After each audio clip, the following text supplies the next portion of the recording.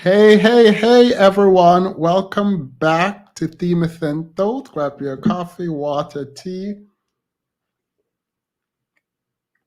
whatever you're drinking, go and get that. I'm confused and concerned. So I made a post because I just wanted to see that me and my community were in sync and that we agree and that we are on the same page. But apparently, I'm just wrong. Apparently, the community and we're not on the same page. Let me know. Can you guys hear me?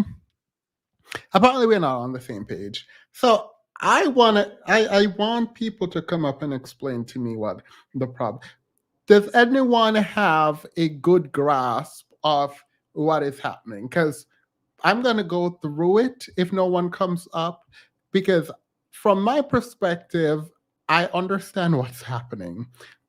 But if I understand what's happening and I am right, then it means everyone else is wrong. We just have to agree to disagree.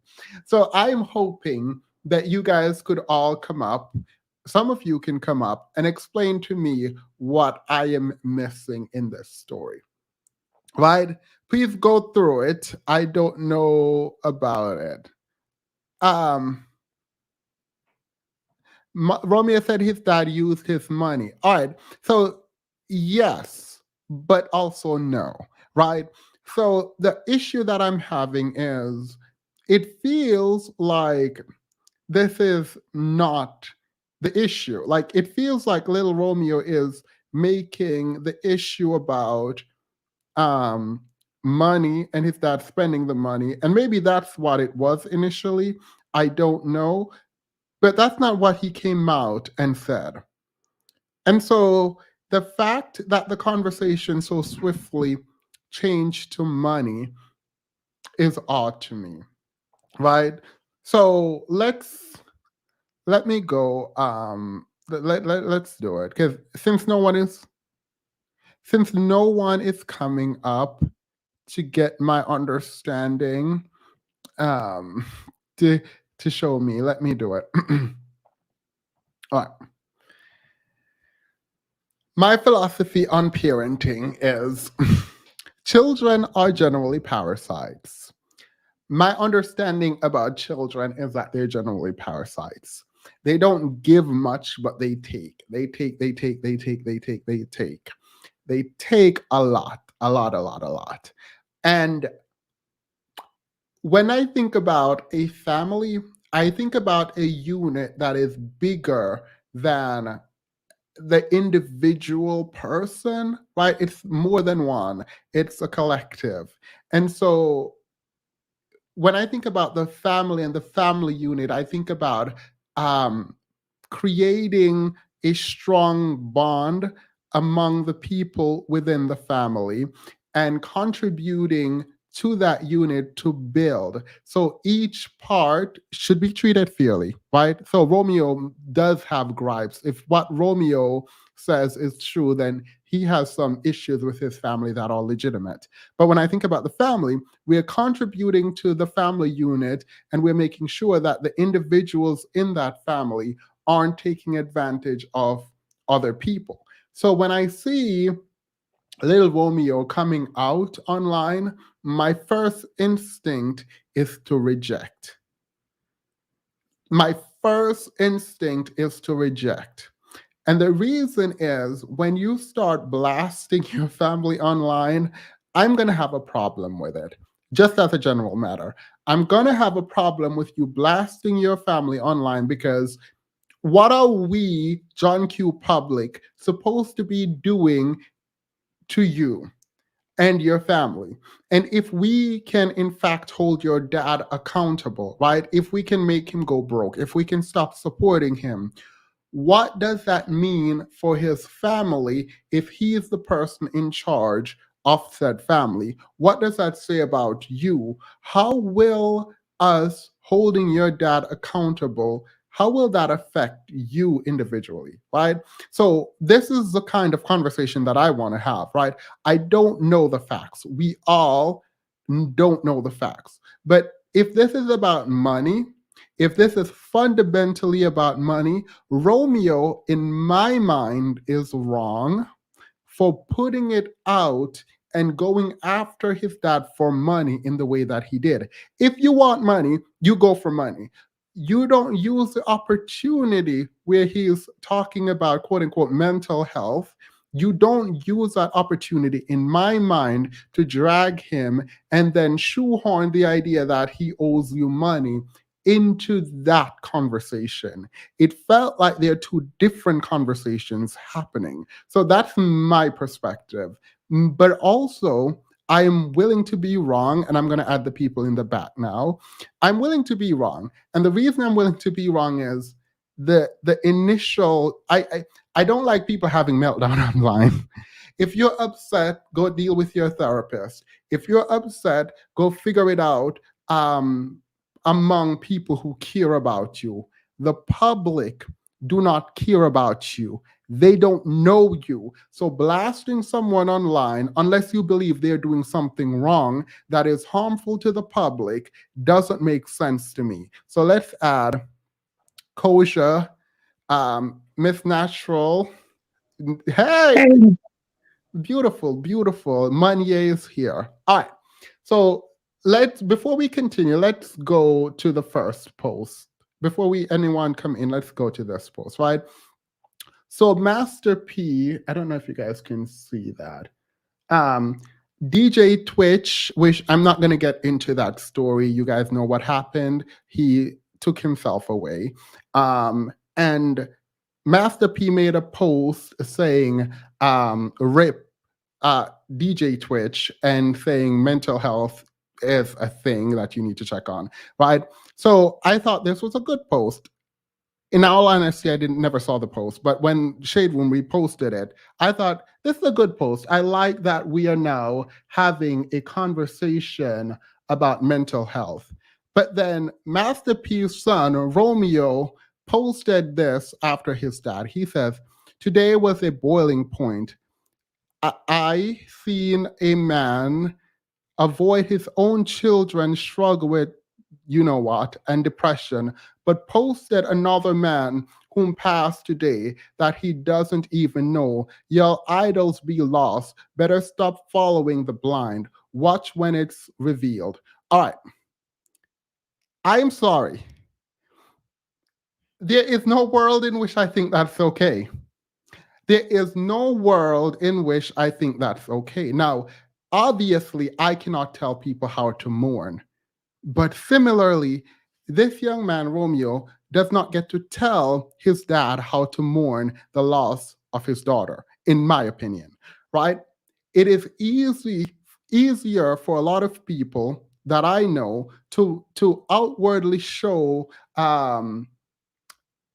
emotions in the negative towards people who are distant from them, right? So if someone passes, they can give condolences because it's not right, it's not connected to them. For a lot of people, the emotional toll it takes to acknowledge that they have lost someone close to them is a lot. And you don't get to police how people deal with this trauma. In fact, after Master P's daughter passed, he was hosting different seminars about mental health and checking on people. He was on, I forgot which of these TV shows he was on, talking about how he's investing in mental health for Black people. Now, it's unfortunate, and I'm not telling Romeo how to mourn. It's unfortunate that it might have took Master P's daughter passing for him to recognize the significance of mental health. But after her passing, he was an advocate. Believe it or not, thinking it's genuine or not, he was an advocate in terms of mental health and bringing awareness to mental health within the Black community. Now, again, you don't have to believe it's genuine. It does not need to be genuine to be impactful. If there are people watching him and looking up to him and he's talking about mental health, it is now a trigger for those people, hopefully, to engage in the kind of meaningful work towards a healthy mental state and to care about mental health within the Black community. So it's unfair to say he didn't care about his daughter. Even if he didn't, I don't believe that to be true. But even if he didn't, to say he just now reposting someone and not acknowledge the fact that he's been on this trend towards focusing on mental health in the Black community, I think is dismissive in the worst way possible. All right. Anyone can react. Let's go kosher, then Miss Natural, then Money A. I think that it's a lot of things that's coming to a head. Romeo is younger than his father, so um, I didn't understand a lot of things until I became a mother. I thought my mom did a lot of stuff wrong. As a mother now, I can look back and say I didn't have a complete understanding, and I think Romeo have some questions about the money, and all of it's getting thrown together. I think they have enough money to go to counseling, All and right, so maybe that's the part, right? I think the money issue is complicating this, right? Because I think this is a separate issue. And I think, Kosha, the way that you just explained it is part of my problem with what Romeo is doing. If there is a money problem, which there is, address the money problem. This was not like you don't take this moment where he's saying RIP to someone who passed to talk about his daughter, who you think he was not emotionally invested in her mental health, and then talk about money in this way, right? And we'll get into who started the money conversation, but I don't understand. Yaya says, "You're not in the family to know that, Themis." I am not in the family to know that. But Romeo and Master P and everyone has expressed everything that I'm talking about, right? So, like, it's not like I'm making this up. All I've said is we don't know how he treated his daughter. His daughter passed.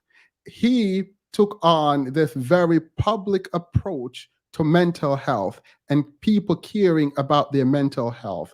And then someone passes and he says RIP and then discusses mental health. To that, Romeo's response was that Master P is lying and doesn't care about mental health. But maybe he doesn't behind the scene. You and your dad need to figure that out behind the scene, in my opinion.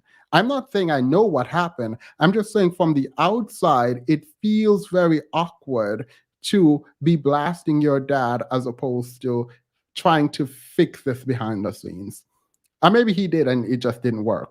Sorry, go it ahead, was Coach. said that he said he tried to talk to his dad, and his dad wouldn't have the conversation. I don't know if that to be true or not. And so that's what some YouTubes and social media said. I don't know if that's true or not. Yeah. I've not seen him talk about trying. I've seen the dad say the door is always open. I haven't seen Romeo said he tried to talk to his dad, but his dad rejected him. I've not seen that. He did Trojan horse this conversation, but I love this for Romeo. So many child stars are exploited and left penniless by their parents. Where is the money? All right, see, this is actually, I do appreciate this, Gia. I appreciate that you said this because this is what happened. He did Trojan horse the situation where it felt like he was saying one thing, but then he ended up on the thing that he's upset about, which is fundamentally about money, right? Like, you, it feels from my perspective like you're mad at your dad about money, like you're mad about money. And if your dad took your money, you have a right to be mad regarding money. Call him out specifically for the money issue. And he does something that I think is extraordinarily smart, which got the public on his side with that poem. And we're going to go over that poem. What happened to Master P's wife? No, that's what Romeo did in the poem that definitely would get everyone who is just looking at it from a purely economic standpoint and how Master P is a terrible person to the ex-wife, um, I understand why people would get to that conclusion. So, Miss Natural, go ahead. Okay, first of all, I don't know why I hopped up here. I've been a long time I'm glad you listener. did. Thank you, long time listener, first time caller. But I've talked about this on Twitter this week because I don't think that there's a right or wrong in the situation, but I think maybe I can offer some context to support Romeo. So when I read the statements made by Lil Percy, I felt like he sounds like a child who was raised in a dysfunctional family who was finally fed up and decided to escape. I thought that so he's since deleted some of the I guess the posts that he made, so I can't completely recall what he said, but to me it sounds like somebody who has actually been in therapy, called out the dysfunction in their family, and it seems like he was very triggered by the post that Master P made about Twitch's departure. It seems like he was very, very triggered by that. And like someone else said, he took it as an opportunity to let the clip go. Like he decided that he was going to air his father out. And whether that's right or wrong, I don't think is up for us to say, but I can say I Wait, understand. no, I think we should make a judgment on this.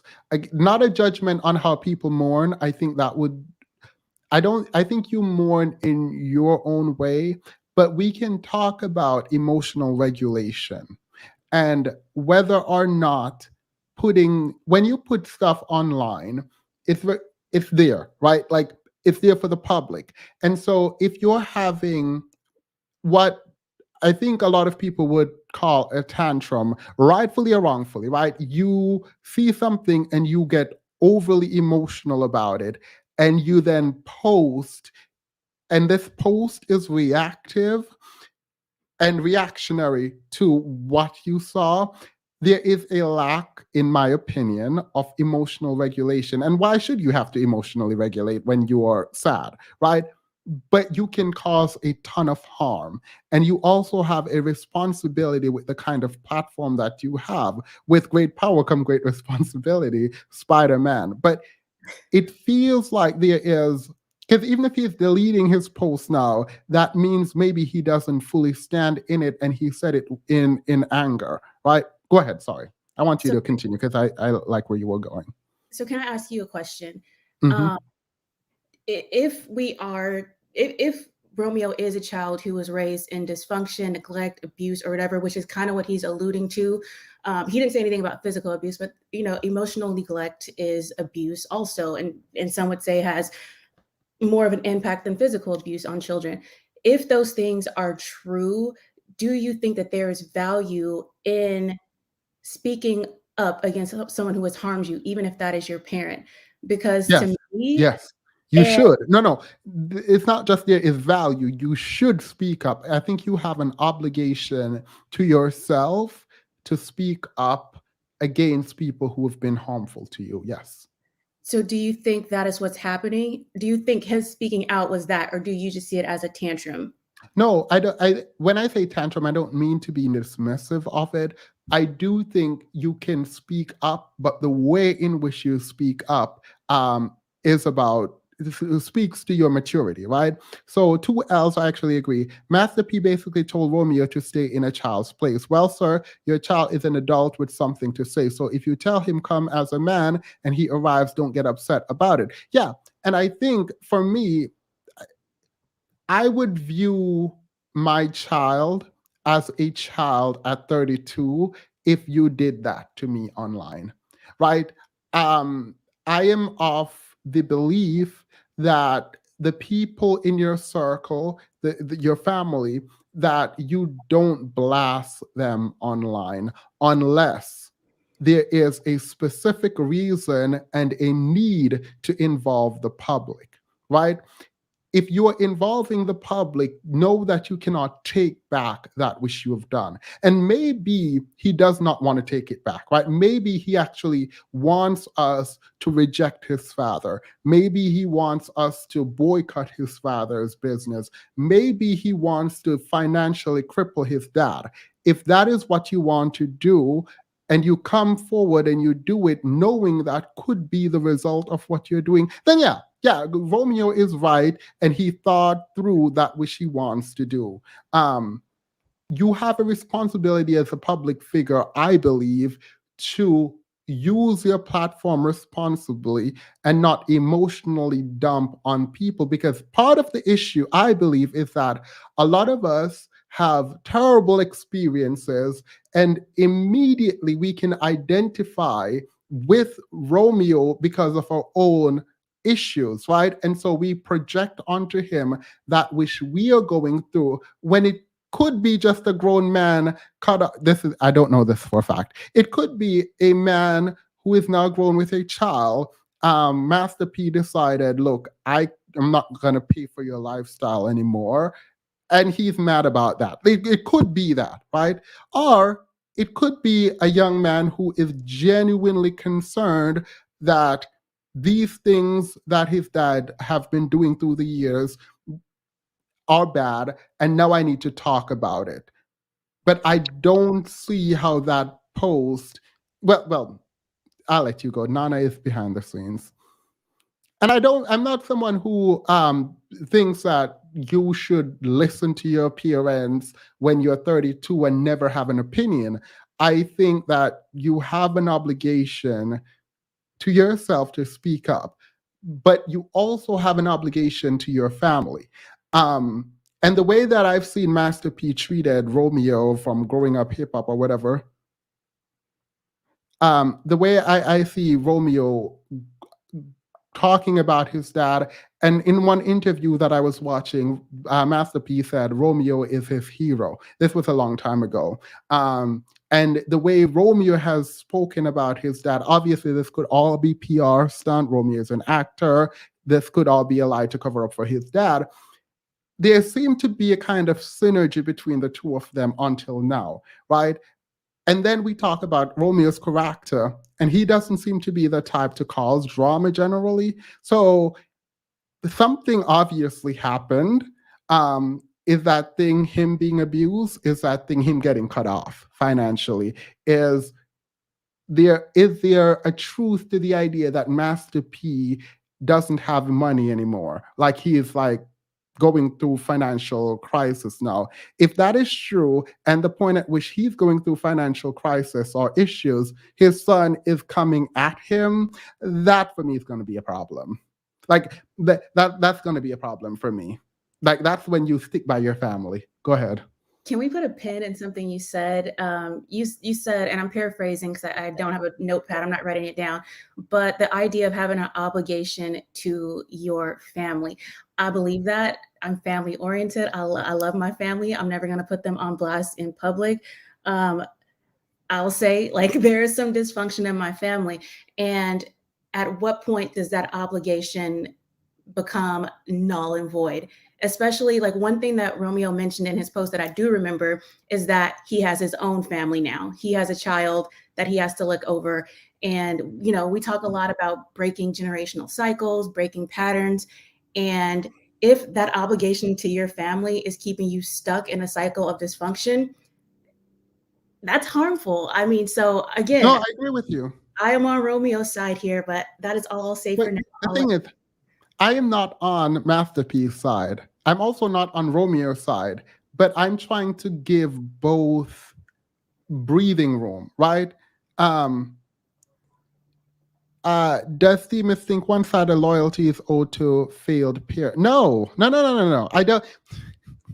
No, I think we don't understand what happened, right? And the reality is, from as far back as I can go, which I did go back a lot, there hasn't been any bad mouthing of Master P from Romeo, right? In fact, Romeo continuously and consistently, um, oh, you're totally on Master P. No, I'm not. Like, I promise I'm not. Right. So we haven't gotten to the financial bit. And I think this is also what happened today. I made a post about Megan the Stallion case, which I'm not going to get into, and people thought I was on Tory Lane's side. And I was like, wait, no, no, no, no. I said the prosecutor seems horrible. I can make a judgment call on the prosecutor without not being on Megan the Stallion's side. I have to go. I don't have to. I'm going through this piece by piece, and I think I need to. I think Themis is a little biased on this topic. I might be. No, no, I'm not a little bit biased. I'm a lot biased. I love my parents, right? And so obviously, if you had a bad experience with your parent and you think I don't like my parents, they're terrible, you can easily identify with Romeo, right? I can acknowledge my own bias. My own bias is that I defer to my parents. Like I do. I think my parents did a great enough job. There were some mishaps, but I'm able to look and say, well, they actually tried their best. I'm not here despite them. I'm here because of them. And so, yeah, like my bias is very much front and center. I take full responsibility for my bias. This does not mean I am on Master P's side. I don't know Master P's side. Like I'm literally, I don't know his side. It's I'm not some on his side. I think every one of the comments I've been seeing is saying Romeo is right, Master P's the devil, blah blah blah, and it's like Lil Romeo can't rap. And the fact that he had a whole rap career is owed to his look. Like, let's be that clear. poem was awful. Yeah, like let's be clear. So, like the fact that he even have a rap career, the fact that he's on Growing Up Hip Hop, people say he doesn't have a silver spoon. Yes, he does. If you at 33 cannot provide for yourself and cannot do well on your own with the platform that you have been born into, that seems like a you problem. Now, that is not to say that Lil Romeo cannot have gripes against his father who might have done something to him. I am not saying that. Both things can be true. Like both things can be true. And I think we miss meaningful parts of the conversation when we lead into our biases. I've expressed my bias, and I am going to go into the money aspect where Master P will be dragged by me if in fact he kept money away from his son that he owes his son. Like it is what it is. Like if you are financially abusing, in quotes, allegedly, your child, then that's a problem. We are not there yet. So we can slowly build up and we can go in and out of this conversation.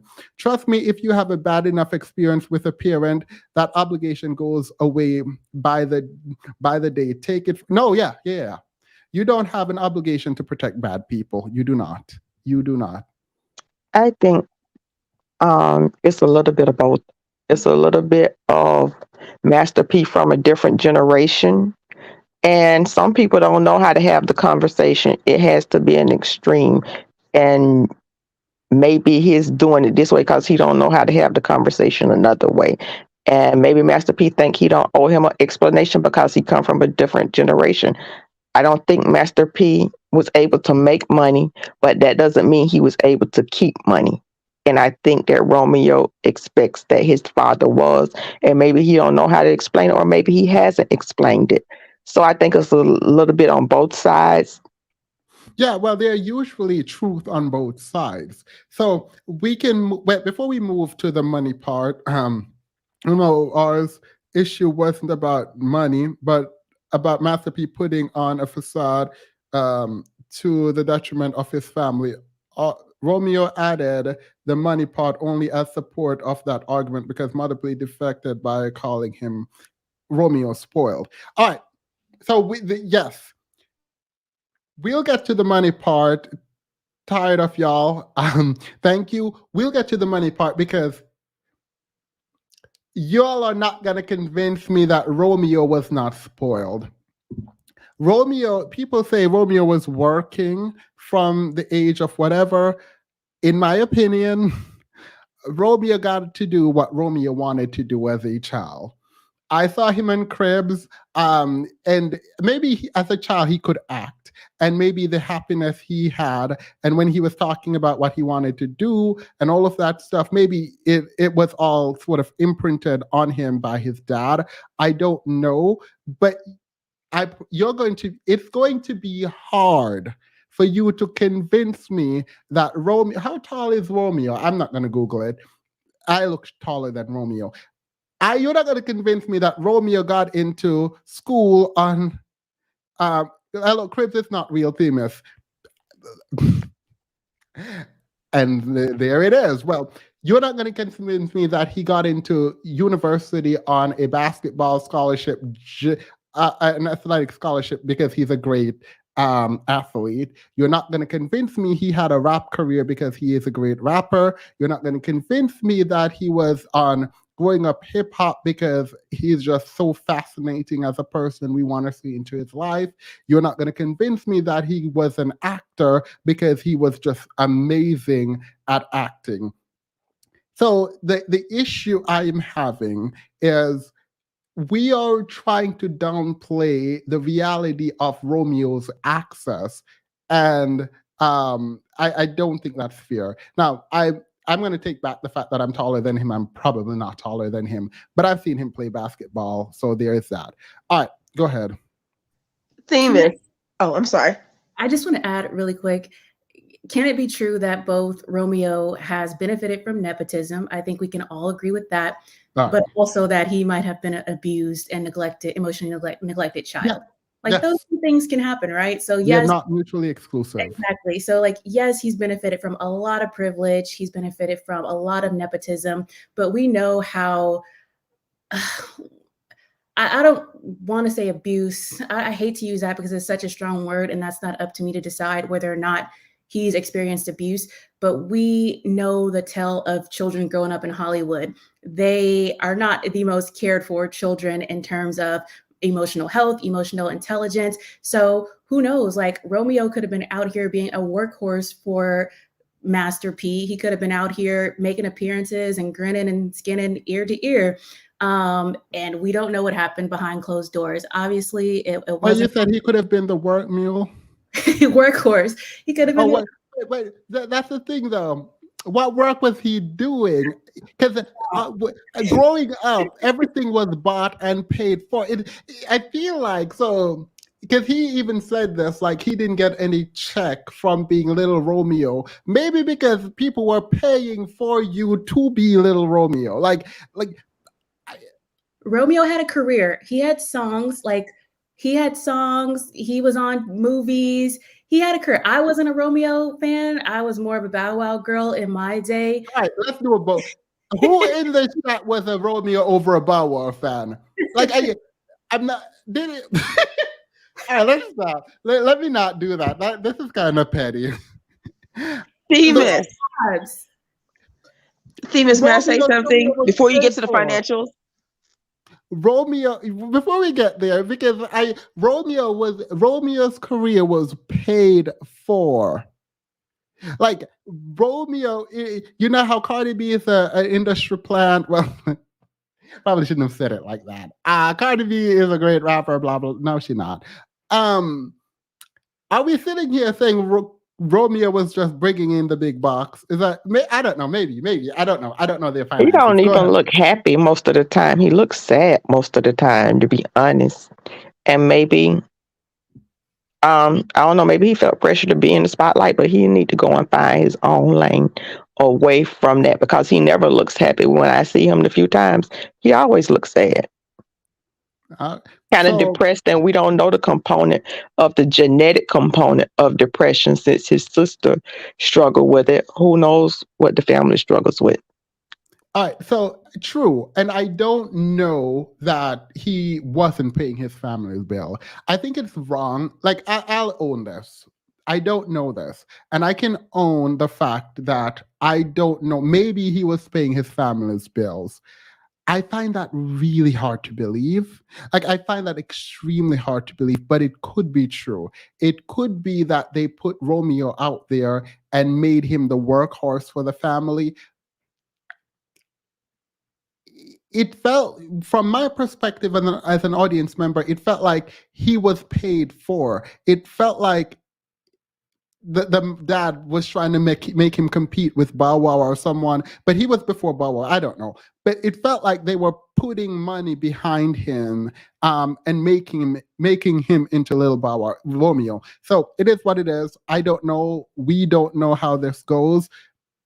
But what I can say as an adult, when you put your family on blast again, it is my hope that you are doing so intentionally, that you think your dad is doing something wrong that the public needs to know about. And in warning the public, you're doing that which you believe is the right thing to do. That's all. Because if it's family squabbles that you're having, if you are having issues within the context of your family, that should not be on social media.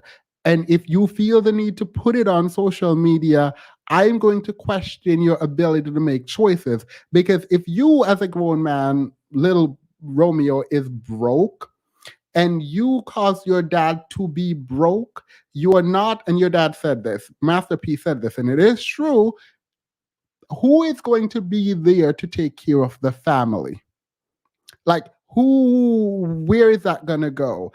And I think we don't think about things like that when we're angry. All right, I think Monier was next, and then Nana Melinda. Monier, go ahead. By the way, Miss Natural, you can come in because it feels like you are on the very opposite side. So whenever you want, just jump right in. Go ahead, Monier. Thank you. Can you hear me? Yeah. Okay. I am also of the persuasion that Little Romeo was definitely funded. I don't think that he was particularly stellar in the rap career, the ball, the balling scholarship he had, or the acting.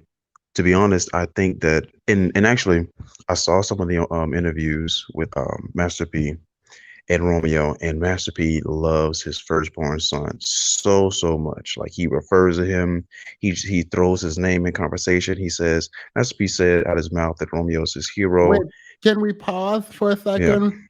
If any of the other children had come out, I would probably be on their side. If any of the Yeah. other children came out and dragged their dad and said, you didn't care about us, you only focused on Romeo, I would be up here dragging the dad too. And we Mhm. might be dragging the dad when it goes into the finances. Mhm. But yeah, go ahead. Yeah, but coming from Romeo to I can't see him being emotionally neglected, because he poured, and this is the thing, I don't necessarily think that it's wrong. Of course, everyone's going to have their parenting styles, and everyone's going to have their opinions about family dynamics, and you shouldn't have favorite children or anything like that. But other cultures, like particularly the Asians, will pour into their firstborn son because that's the person that they're going to have to maintain the family, and that's the one that carries the name. That's the one. I mean, if you have a firstborn son, have a firstborn son. That's the main branch of the family in the Asian community. So it's a big deal. So I'm not going to cast judgment on Master P for doing that when other cultures do that. Um, so if that was his intent, and he did, and I think that was his intent. I honestly believe that was his intent as well. I think he had Romeo and then like 3 daughters, and then he started having sons again. So for the foreseeable future, Romeo was it. And he poured into him. He put him on everything that he did, and he made him like a little version of him. Even when when you see like the cribs special where it's like Little Romeo and it's like the kids and money or something like that, luxury kids, something like that. And Romeo mentions that he has a chandelier in his living room that is like a baby chandelier of his dad's chandelier in his home, and he has a baby fish tank that resembles the fish tank in his dad's home. And so they made like he saw Master B saw Romeo as little him, but better, and he said that. And so he poured into little Romeo. He got him a ball. He taught him basketball and got him a basketball scholarship. I've not seen him play well, but maybe there's some highlight reel, but I haven't seen it. and he got him into rapping, which is what he did. Master P rapped, and then he got him into movies and stuff. Once again, stuff he did. So he made him, and he was hoping that he would be the next Master P. I mean, he was right, Master P Junior, I guess. Um, and so he was spoiled. Like like I don't understand how anyone can say like he wasn't spoiled. He was definition of spoiled.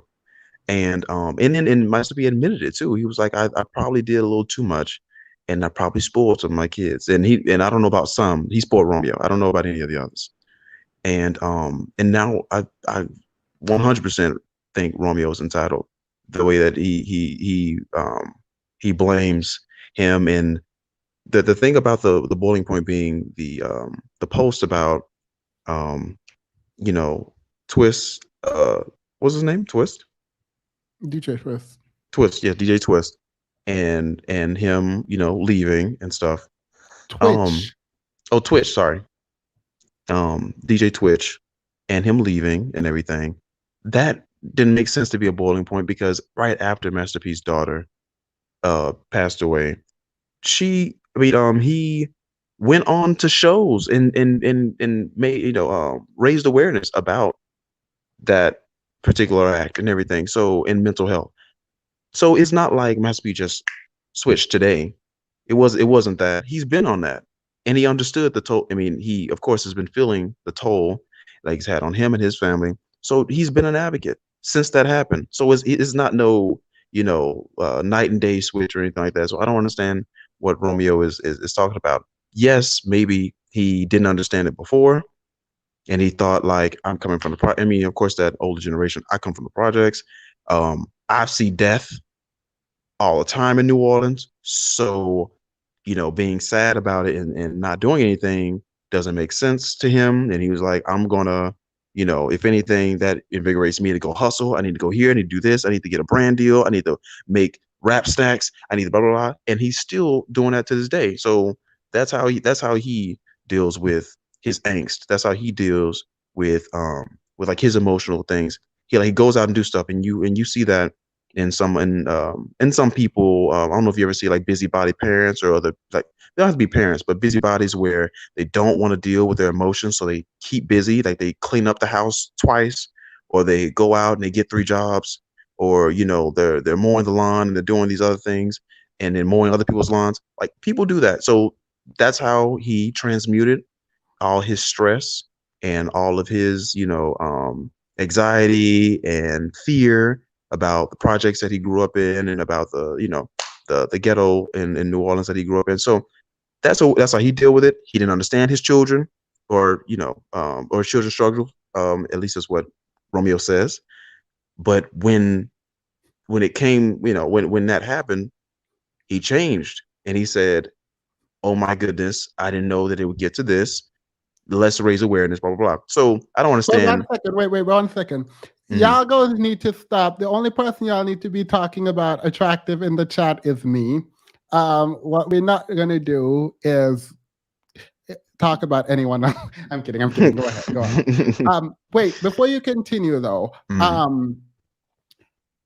I wanted to give Natural, because you are like I'm going to call you the voice of reason, because apparently I'm on Masterpiece side. So whenever you feel like, before we go to Nana and Melinda and then Kenneth, before we move, I want you to respond to anything if you want. Yeah, so you all are funny in the chat. But I do want to call out a couple of things. So, one, I want to talk about the language that Master P used in his response to Romeo. And to me, I think it's very telling. I mean, I'm no psychologist. Like Themis often says, I can't, diagnose or whatever. But I think I can call out some things in human behavior. So, when Romeo posted what he posted, Master P responded and he used words like entitled. He used words like spoiled. I don't think that there was any accountability in his post about his parenting, like what he's done or where he could have felt as a parent. And that really stood out to me. One thing that he said, which I thought was very telling, was he said, "I did too much." And I think that that is often the response of parents when they are called out for their failures. I gave them too much. I protected them too much. I spoiled them too much. Did Wait, you? wait, wait, wait, wait. Is that possible?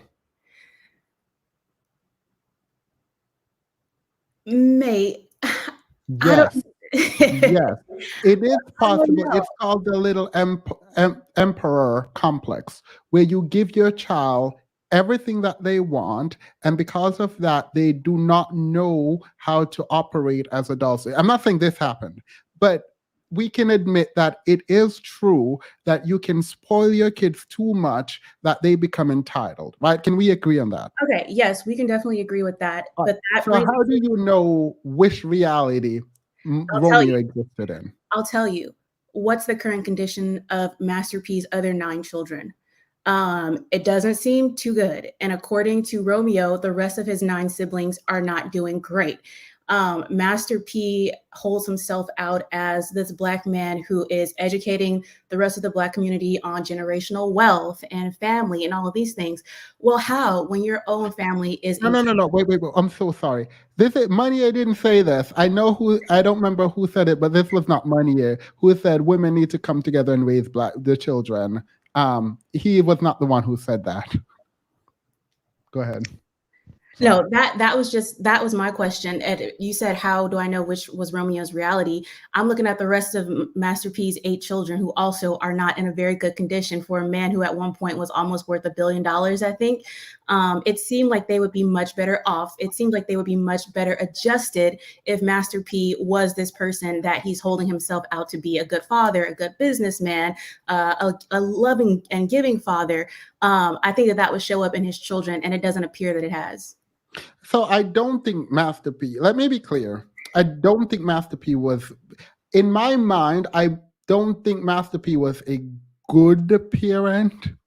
The reason I'm saying this is I don't think Master P has the equipment to be a good parent. I don't think most of us have it, and we need to get it. Like, that's not an excuse. You're a grown man with children. You need to figure it out. But this is not an excuse either. I'm questioning the place from which this came. Right, Romeo, from the outside looking in, was the one child who seemed to have gotten everything. So when any of the other children come out and drag him, whatever, right? But it seems very strange that the pushback to the first post, and we'll get to the money right now after Nana and Melinda, oh, and Kenneth, sorry. After those 3 go, then we'll get to the money part.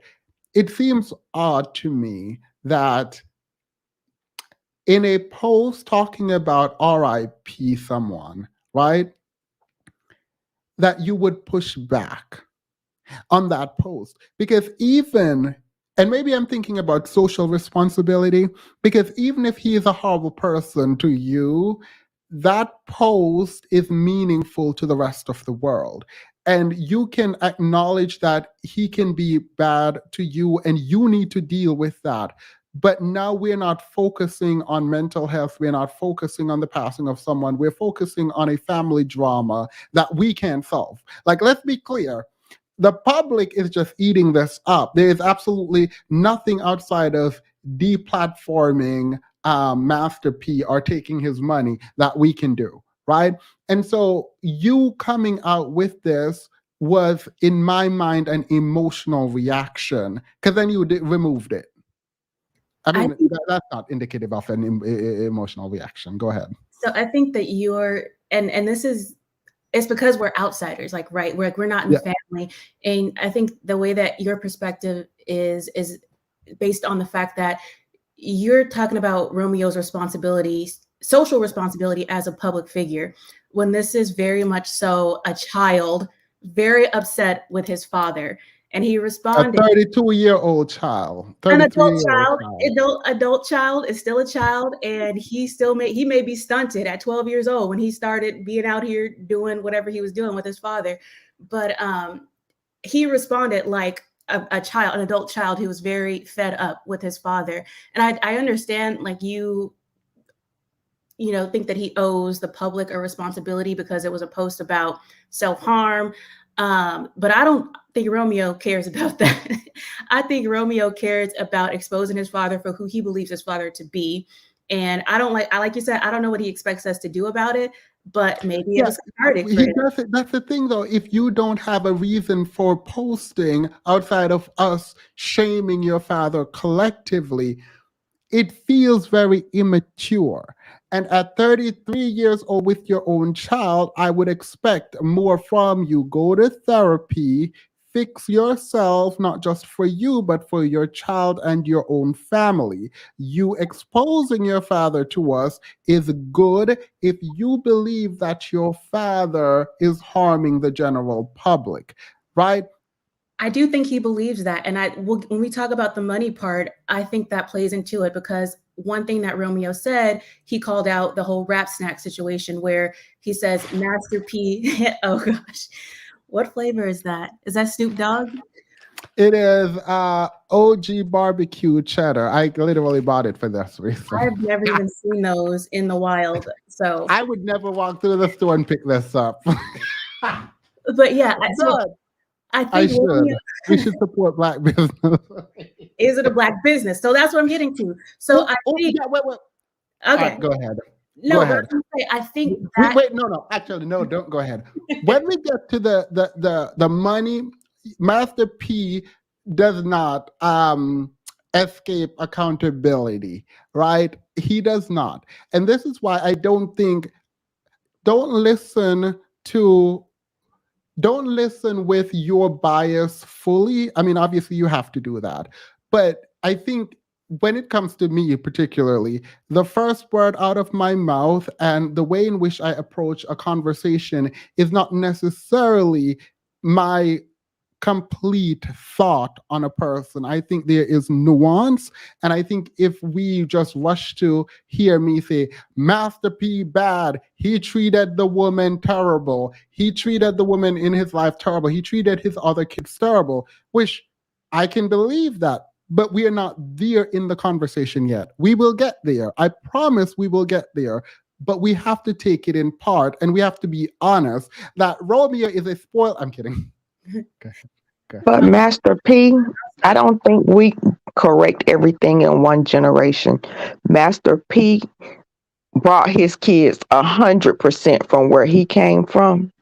It's not 100% perfect, and they have the opportunity not to have to redo that, but to take where he brought them to and move forward. And he didn't even have the tools necessary to do everything, but he wasn't Bootsy, and he tried the best he could with the skill set he had, and hopefully somebody will step in and they can take it further. But we got to remember what he came from. Wait, Kosha, I think that's what Monnier is actually saying, is that he was in the way that Monnier consider Asians to kind of put a lot in their the firstborn male to take over the family and then take it to the next level.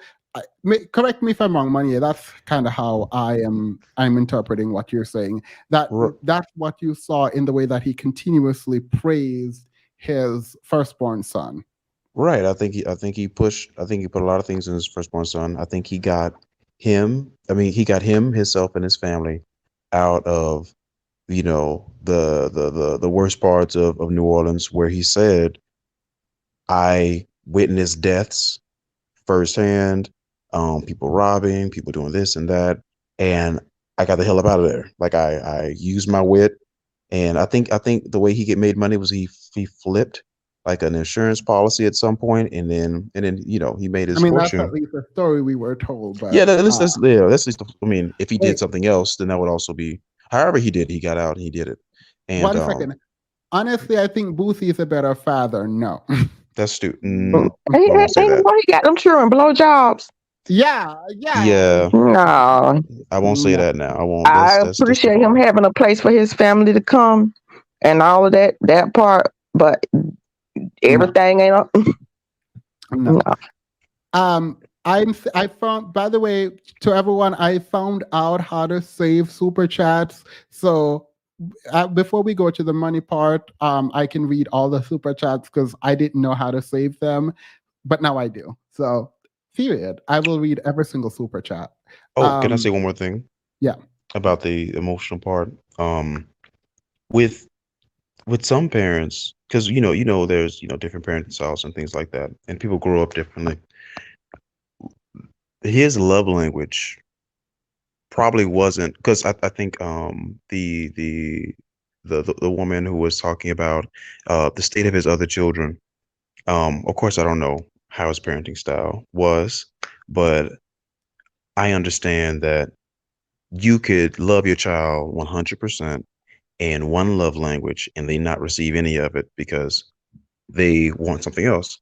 And so, and anecdotally, me, I was very much um, quality time when I was a child, and my mother was, acts of service, and so she would cook, she would clean, she would do this, she would do that, but I never got to spend time with her, so I didn't think she loved me, and so I, to this day, don't have a great relationship with my mom because we never had anything in common because we never hung out, we never were around each other. But this entire time she was like, I was doing this, I'm doing that, and I gave him everything. It's the same way, and I hear that in Master P saying that I gave him everything, and I think that his is gifts. I think that he bought Romeo everything, and I don't know how he treated other children, but if Romeo doesn't feel loved, then maybe that's the thing. So I'm just saying that, you know, indicting his parenthood, maybe it's warranted, but that doesn't mean he didn't try. That doesn't mean he's not trying. So when he's saying like, "Hey, be a good father," when he's telling other people be a good father, that's not a message that we should, be upset about. If he's saying love your family, do this, do that, I think he's done it in his own way, and maybe it's not the most conducive to, his kids and how they receive love or whatever. But at least he tried, and he's putting intention out to other black men or other black families to try and to have these things as goals, even if you don't meet them, if you don't reach them, have them as goals, and that pushes everyone in the right direction at least. See what I'm saying? Yeah, no, I actually really appreciate what you said because we talk so much about Terrible Father, T.I. Boosie. Um, but we talk about parents not being there. Like, I don't do this because I want parents to not be there. I prefer that parents are there, right? The issue that I'm having is that I think we are, and we shouldn't just be forgiving of parents. I think we should hold parents accountable. We should take them to task when we need to, but we should also recognize that they are some of them, they might not be great, but they're doing the best they can with what they have. And I'm not talking about financially, because you can have all the money in the world and be a horrible parent, but they're doing the best they can with what they have. And sometimes what they have is not enough in terms of ways to connect with children. And I just, I see a lot of projection, and we do this a lot, and it's fine generally, but I think we have to step back from it a little bit. And maybe I'm projecting because, like, oh my God, I love my mom, I love my family. Project. Parents are good. No, I think we need to step back some, and here's this grace word: give grace to people who might not know how to love you in the way that you needed to be loved. If they love you, like, if you can figure out that they did love you, and they were trying to love you, but they could only love you in the way they know how to love you, then I mean, there's a lot of healing because you never got the kind of love that you wanted in the way that you needed to receive it. But you have to give grace. And I think from what I've seen, and I can't speak for what happens behind closed doors, but it looks like his dad loved him. And people say, give grace to Romeo. I do give grace to Romeo. I'm going to explain how I give grace to Romeo in a minute. Um, I'm asking about children giving grace to parents who were there and trying, but weren't fully equipped to give them what they need. That's the first thing that I'm doing, right? I want to get into Romeo and the finance bit, but before we do that, let me go to Nana. Was it Melinda, Nana, and then Kenneth? I know Kenneth was the last one on, so I'm going to say Nana, then Melinda. Good evening, Themis. Good evening. You're a little bit low. I am. Can you hear me now? Is that better? Yeah, yeah, yeah. Okay, good. Good. Good evening, everyone. Happy to be here. So let me see. I'm just gonna give a quick perspective because clearly I don't. But what it reminds me of is a parent who is interested in their image. And so I've had experience with children who their parent is one way with them, but the face that they put on for the rest of the world is different. And so that's what it reminds me of. So think about him having a son and seeing that son as an extension of himself. He named the boy Romeo, which AKA Playboy. The little boy even looked, he was cuter than him, right? So just like representing, and that's a value that Black men have around being a player and all that kind of thing. So that part. Yeah. Then in Romeo's post, he was talking about how he put down the mother and how hurtful that was to her. Oh no, no, no. We're not there yet because he gonna get dragged for the mother thing. See, I'm trying to compartmentalize, and maybe this is what's stripping people up. Because oh, I if if Romeo is correct about neglect and what she did, what Master P did to the mother, oh, he gets dragged. To the daughters, he gets dragged, right? And that's what I feel like people like. I can drag him for other things, but I don't know enough to drag him for this. So I'm addressing your question about why he would do this in the public eye. And the reason that I think, because you were saying, okay, so why would he do that? Is he trying to get people to jump on his father? Is he trying to get people to stop spending money with the father? And what I think it could be is that if somebody, sometimes you addressing that person on a personal level, they don't really tune into it or get it, right? They'll kind of dismiss you, kind of brush you off, kind of, they don't really know what to do with it, but they won't really pay attention to you and respond to you until you do it in front of other people because that's what they value, their image. And so that's kind of what I have to say about that. Yeah, and I mean I think if that is true, that's definitely a toxic person. If you have to, not Romeo but the dad, like, if, because again these are all ifs, we don't know anything, but if Romeo had to go public to get reaction from the crowd so that his dad's image could be affected in order for the dad to pay attention to him, that is toxic. That's a toxic. Like, no. Yeah. I'm not gonna say what it sounds like. Someone type it in the chat, but yeah, no. So I appreciate that perspective though. yeah. Can I say one more thing? Yeah. So even when he was talking about the sister's mental health, you acknowledge that he did come out and start saying things about mental health and promoting the importance of mental health after the fact. But that's when it's in the public eye, as opposed to when she was struggling at home and him actually. So I don't think that's fair though.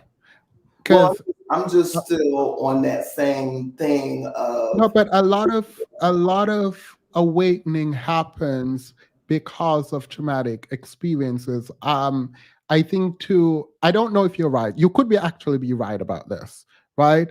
But I don't know that we can say with any surety that Masterpiece performance of caring about mental health is a performance without substance to address maybe what he deems to be his failure in the public eye in saving his daughter, right? I hope that's not the truth, but I don't know. I don't know if I'm willing to say that. So But I'm it is not saying that again. I am still coming from the perspective of why would Romeo say this at this time? It's a theory. I mean, obviously, I don't know. So I'm just saying it's still in that vein of somebody. Perhaps it's like you're saying it was emotional for him to come out and blurt that out at the time. That's maybe why he went back and later on deleted that post. But perhaps part of the emotionality behind it was knowing that when his sister was alive and struggling, yet another thing, when she was alive and struggling with depression, that he was not attentive. So that's it for what I want to say. all right. Thank you. I think was Melinda next. Melinda. Yes. Yes. Okay, I wrote some things down. And first of all, Themis, I am shocked that you're leaning on this. I really am. I didn't expect this from you. But also I want to say natural your hair is otherworldly. Okay, so I wrote some things down. Thank you. You're Wait, welcome. before you go, Okay. what do you mean you don't believe? Where do you think I Oh, okay. would be? No, I don't. No, I don't want to dump on you. Don't please don't look at it that way. I'm just saying I No, am. no, no, I'm no, shocked no, no, that. no, no. I don't. So this is one of the most healthiest. This is one of the healthiest lives. And the reason I definitely had to do it is because I saw that I was not on board with the chat. And I think it was important that I come on for something that I felt like I was in. Like, there was tension between myself and the community. And I like that. I want to feel that we can disagree. But Yes. yeah, go ahead. But I'm awaiting you to uncover some of the other things because I'm still open to what you have to say because But what I wanted to say was I wrote a few things down. My first learning of Master P was I think he was on the Dr. Phil show and I think he was wanting to get his son into rap. And Dr. Phil was like, you got to change your lyrics and the things you talk about because it's really unhealthy. And I think Master P said he'd take a turn from there. So that's like probably 20 years ago. Okay, the second thing was I think you'd mentioned that someone did about him being spoiled, Romeo. He probably is spoiled, but even from a spoiled person's perspective, it's relative, so him being spoiled really kind of it's difficult for us to unravel that because that's his existence. Okay, he was spoiled. Um so let's see, and then I put uh grace for okay so he's upset when his dad comes out maybe speaking about something like maybe mental illness and stuff, and he felt like he didn't do anything before, so I think someone mentioned that. um let's see, I was kind of remembering like Snoop's daughter was homeless. Christian Walker came out, talking about his dad, and Kirk Franklin's son. So there's been a lot of this lately, and I guess coming to the public sphere, I think that's just where we are today. And we maybe we have a different perspective of like let's say Master P and other people who we think are doing something for the community. They have money, they have fame, but the underbelly of some of that, maybe their kids see something totally different, and so it's kind of like it's disingenuous in a way. So I think the kids see I a whole other mean, side of it, and so so okay. wait, so I like this because there was a comment that Romeo made, which was like, "You out here giving money to people that you don't know, but not to us." um to your family, and obviously that must hurt. But there is, to keep up your image, but there is something very much like it feels like Romeo, this is not to say he's right or wrong, but there's a lack of acknowledgement of his position and privilege. um and That's because maybe, he's used to that. It's kind of yeah. it's difficult for us to understand that. And I think you mentioned like you defer to your parents, and things like you're so fortunate, to have that um, that experience because, man, I'm telling you, I, I think you're coming from a position of um, kind of like uh, honor and Filial piety. you said piety. It's a Chinese Oh, approach to okay. respect to the Oh, elders. okay. Yes, right. Okay. And I understand that, but I think that goodness, I think that respect to the elders, maybe we take it, I don't think too far sometimes. Because how about this? The elders then have to be worthy of of the respect. Uh, Yeah, I respect is earned. Like, I'm We don't can let I honor wouldn't with try our to Melinda, throw my parents. parents under Melinda, the bus. Go ahead. I'm sorry. Melinda, wait. Don't mince your words. You have all right to go in. I think Okay. you are correct if I'm understanding this part. There are people, parents particularly, who do not deserve your respect and your shelter from scrutiny. That is true.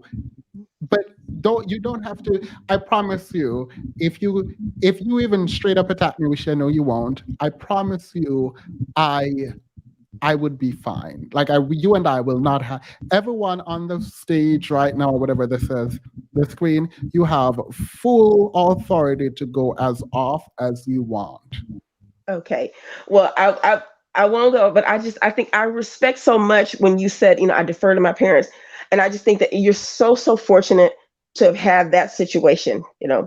Um, I was raised by great grandparents and my parents were married, but they were just that trifling that I was even raised by great grandparents. So, but I couldn't lend that to them, but then I wouldn't throw them under the bus. But I think that, um, someone mentioned the mini me syndrome. I think mini me syndrome. I think I put that about maybe Master P wanting his son to kind of be like a little him. Maybe his son didn't want to be that. Maybe his son wanted to be a teacher. Maybe he didn't want that. What all comes with that. And I'm sure that he was exposed to all sorts of foolishness, this cultural foolishness that we see. So I don't know. Maybe when Master P's getting older, he's trying to have maybe a different a face, and his son is like, no, there's still stuff bubbling here that we haven't taken care of. And so I guess that's just what I think. But him being spoiled, I think his dad was. Why wouldn't his dad elevate him? That's his son. And Yeah, so but Romeo may be spoiled. wait 1 second. But Romeo has worked for everything he has. Now stop that lying. Y'all need to stop all that lying in the chat. Like, but I think the grace is, again, I think maybe we lend it too easily, and that's kind of where we are. But to me, there is a change and a shift in the Black community when Black people are starting to kind of air stuff out and air parents out, because I think the elders have taken that respect your parents a little bit too far. So that's kind of what I wanted to say. yeah, I don't think it's in anyone's interest to protect terrible people, including your parents. Let me read the super chat because I know how to save super chat. So, and then Kenneth. I feel like the Black community equate P's good deeds with good character. I hope not. He deserves his family. He has 2 kids during his marriage. The divorce was bad. Oh, no, no, no, no. So, based on my research on Master P, I don't view him the way y'all have him up as a pinnacle of the community. I would never. I would never do some foolishness like that. I think he represents, let me not do that right now. We'll get there. I don't like Master P. I don't think Master P is a person to aspire to be. But I think about what his impact can be versus who he is. And who he is who his children experience him to be. And that might be a distinctive thing. And we can talk about that. But I'm talking about Romeo outwardly attacking him online. I think there is a distinction there. I also have another bias where I don't like people going online and going off. I think it is emotionally immature and it speaks of just bad character. It could be wrong, but it's my opinion of people who just goes off on people online. Thank you, 2 Ls.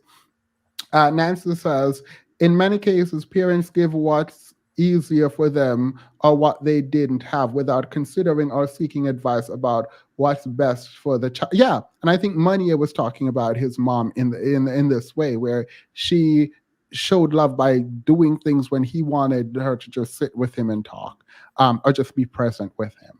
So yeah, I think people show love the way they find it easiest to do. That's generally their love language. um, Donating to your snack fund. Period. I'm probably not gonna eat this, but I'm going to. I'm gonna eat it. I'm probably gonna taste it before we leave. Thank you. Kayla says if I hit the bodega, I may get my wrap snacks.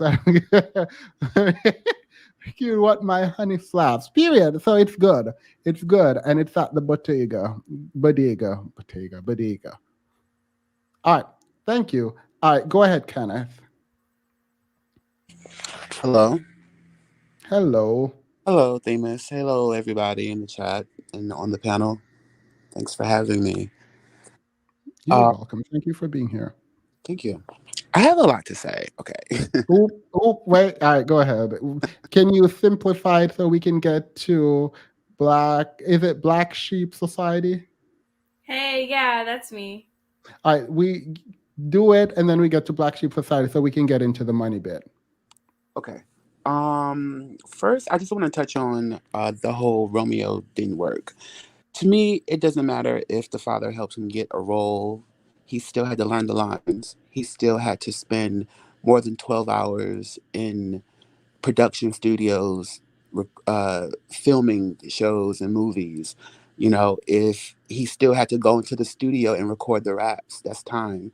He still had to go on. Yeah, his father may have helped him with the tour, but he had to perform on the Nickelodeon tour. He actually did work. So it doesn't matter if his father helped him get the roles, but he still put in work. So he should have gotten compensated for said work, because as a person, I work in production. Wait. You're at a separate part. Yes, compensation.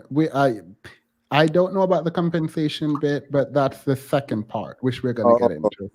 Okay. Well, let's stay on the work part. So my friends who come from really wealthy family tried this with me, and I promise you it didn't end well, even for me. We were at one of the most disgusting places to be. It is where you're amongst people who think they're helping the poor. It's called a cocktail party, where we just walk around with drinks and we're just talking about life and how to help those people. And some people in there said, I just don't understand why some of these people from these neighborhoods are doing poorly at this university. And I said, well, they don't have the kind of access that a lot of us have. We come into the school and we don't have to have a second, third job. We're not providing for families. Like, we could literally just focus on school, so we have a leg up. And they were, well, I didn't say fully that there yet. One of the guys were like, yeah, but we might have had a leg up, but we still had to run the full race. And I'm like, no, you didn't. Like, you were on an escalator that took you around the track. And so I think when you say something like, oh, he had to actually do the work, it's giving that very much that to me. I know you don't mean it like this, but this idea that, oh, but he still worked. Yes and no, but go ahead. Yeah, I definitely think it's like discrediting Oh, I am discrediting him and his talent. Oh, if that wasn't clear, let me be clear. I am discrediting Romeo and his talent. Okay. Could we compare it to like regular people? Let's say I worked at the mall after school, and then my mom came and took my whole check, or my family came and took my whole check, and I worked at the mall for all of these years and made $20,000 a year. doing, just regular people money. And then when I got ready, all that money I gave, I didn't have nothing there. What Yeah, people say that so would I be think the distinction I'm making here needs to not be made so we can jump into the other part, which is the money. If y'all, okay. if Master P took this man's money, no, he need to pay him. Like that's point blank. Period. You don't put the child who cannot act into movies and he gets money and you don't pay him. You don't take the child who cannot rap and put him in the studio and make him make songs and he makes money and you don't pay him. You don't give him these snacks to promote and he promotes them and you don't pay him. No, you're dead wrong. If you took that boy's money and you did not pay him for whatever he did, because I don't think he can rap, I don't think he can act, period. But if he did get those jobs, he did book those jobs, and he did in fact get paid for those jobs, and you took that boy's money, you are dead wrong. I don't care how much a parent you think you are. If you were a good parent, you would have put it in a trust fund, you would have put it in a savings account, you would have had it for that young man to have when he's older. You absolutely do not have the right to put your child to work and then take your child's money. I don't care who you are. And no, you don't get to subtract that from the amount of work you put into your child. They did not ask you to be here. You went and had them. And so you have an obligation to take care of that which you've created. And no, they don't have to pay you back for it. Absolutely not. So for me, I separate what Romeo did online, which I think was wrong, and I could be wrong about this, from him not getting paid by his dad. The fact that I don't think Romeo has talent in terms of the rapping and the acting does not take away the fact that he showed up to these jobs. And if he got paid, look, in my mind, Master P paid for him to be there, right? And he never got paid.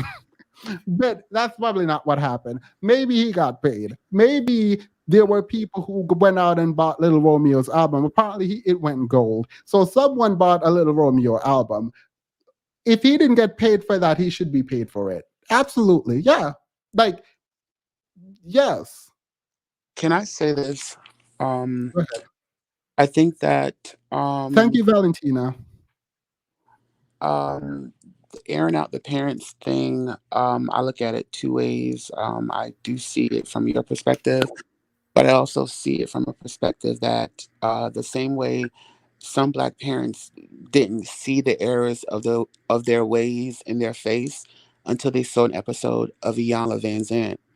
Someone had to get up there and show them the error of their ways. So by airing it out, I mean, Master P could, go inside the comments and read what people think, what people talk about their own experiences, and he actually could gain um, better understanding about his son. So I believe that there's a positive that can come out of airing um, of what Romeo did, especially when dealing with parents who care so much about their image. I was brought up by my grandparents, and I mean, my grandmother cares so much about her image to the point where she's like, I don't want to wear a wig because I don't want people to think I have fake hair. Like, she doesn't live her life fully because of what other No, people think. And so I believe that we have an image that we should try to uphold. Like, yeah, I but think to what extent could become problematic, but yes, I don't have an issue with people having an image that they want to protect. I think if more of us had some kind of image, we wouldn't be having meltdown on lines. I think more of us need an image that we're trying to protect. Honestly, sorry. Go ahead. That's why we have I fake. mean, I believe obviously we all have images, but we're not supposed to be out here acting crazy. We make ourselves our bosses, but Can I say something? Because as you're talking, can, all right. So what I believe happened. This is not true. There is nothing to validate. Well, there are people theorizing on this, but I'm going to say there's nothing to validate this. My argument here has no value. I'm still going to make it. I think Master P ran out of money, or something happens. His money is tied up. Let's just say that. And there's financial issue, and this is causing a rift. That's what I think is happening, and that I'm trying to contain myself, because if that's true, I think this is when family come together and figure it out, as opposed to tear apart and attack each other. And the fact is, even if true what Romeo is saying, being online, there is something so terribly wrong and tacky about it to me. And so first part of the conversation, where I'm trying to hold Romeo accountable, I will admit that if you call me elitist, I'll accept it. If you're saying I'm being condescending, I will accept it, because I frown upon people who come out and emotionally unload on the internet to people, and it's very tacky, and there is no tact. It's very uncouth Do you from my perspective. do So you that's what I don't like. do you Wait, mind if I say something? I was wait, Kenneth, finish, and then yes, you. I hope Sure, you're yeah, writing. yeah. Can you write it down? Are you gonna forget? Who, me? Yeah. I might, but go ahead. I'm sorry. All right. But after Kenneth, I'll let you go, and then I'll read the super chat. Curry up and eat. I see your super chat, and curry up and eat again. I see your super chat. I will read both of these in a minute. Go ahead. who me? Yeah, Kenneth. Oh, I mean, I the whole airing out thing. I said I see both sides on that, but I definitely come from a family like that, like the whole keeping up the image, and it's to the it was. I could see if it was, if you were this person, inside and outside the house, but that's not the case for so many people who live by that they're a different person, and at some point or another, someone's going to be fed up of the fakery. At some point, the cup is going to runneth over. Me personally, I 3 years ago I cut off my entire family. My mother, grandparents, siblings, everyone, um, literally everyone. Deactivated social media, changed my phone number, literally fell off the face of the earth. When people who are fortunate enough to have a family, families aren't perfect, they have their issues and things like that. But if you come from a family that's it's constant toxicity and chaos and narcissism throughout decades, um, without any acknowledgement or any type of change, or everyone gets so used to playing these roles, and everyone with a dysfunctional family, Wait, everybody wait, wait, plays. wait, wait. Two question. If you come from a family, well, one, if you come from a family that's really disgusting and bad and terrible, what do you do as someone who recognizes this? Well, me personally, I believe in using all tools in the toolbox, just like a plumber fixing a sink. You can't just use one. So I believe in using many tools. I've personally used many tools. I've paid for So, things. do you think social media would be a good place to air this out?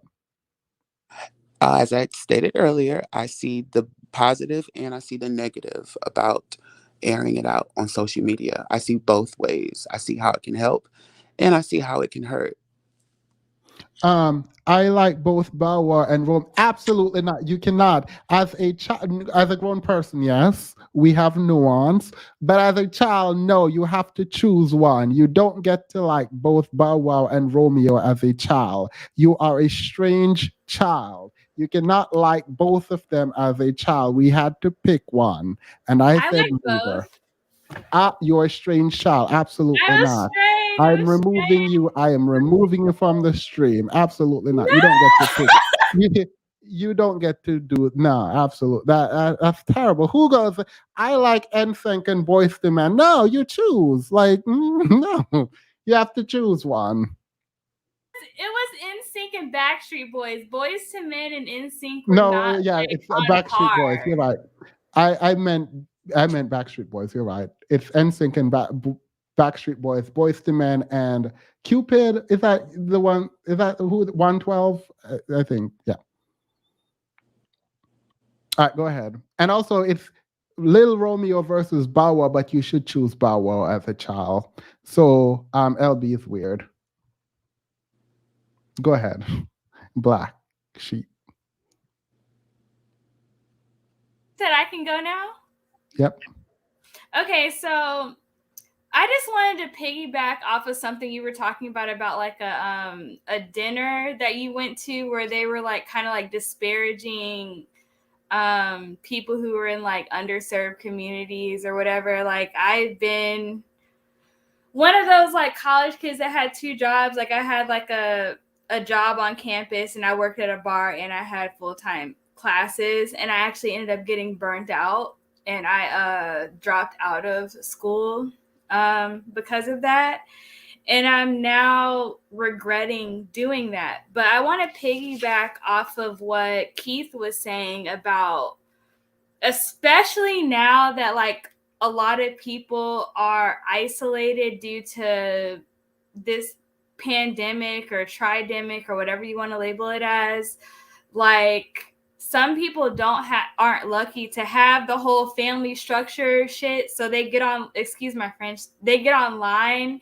And I'm not going to discount myself from this because I think I did this like fairly recently, but like I was upset about the Megan Thee Stallion trial and how like things were going for her, and I was upset about it. And I got on my Facebook and I was like, like people have lied about worse, and I'll probably lie about sleeping with Tori too. But the thing is like a lot of people don't have that community that share those views, and so they'll just get online and use it as like a sounding board. And yeah, it could be uncouth, but everybody's not like educated and like super like astute to not vent online if they don't have like the proper community to do so.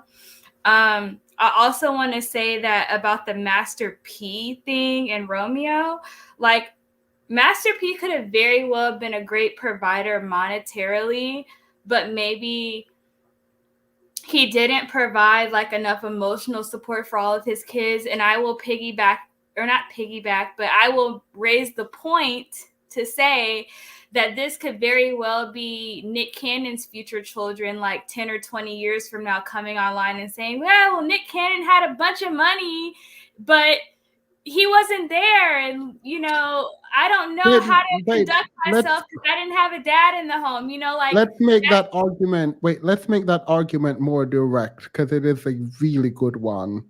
With 9 children, it's very difficult to be a father to all of them. So, but the thing is, how many kids does Master P have? Do we really know how many kids 9. Master P has? I was saying 9 children. With 9 children, it's very difficult to be a dad to all of them.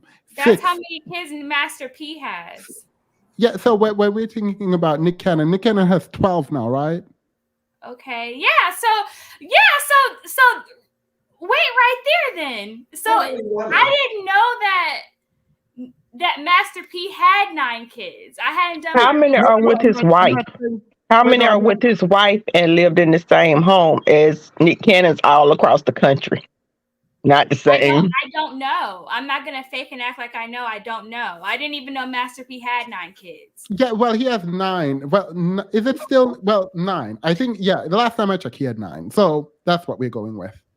How many Let women? me Google this. With how many women?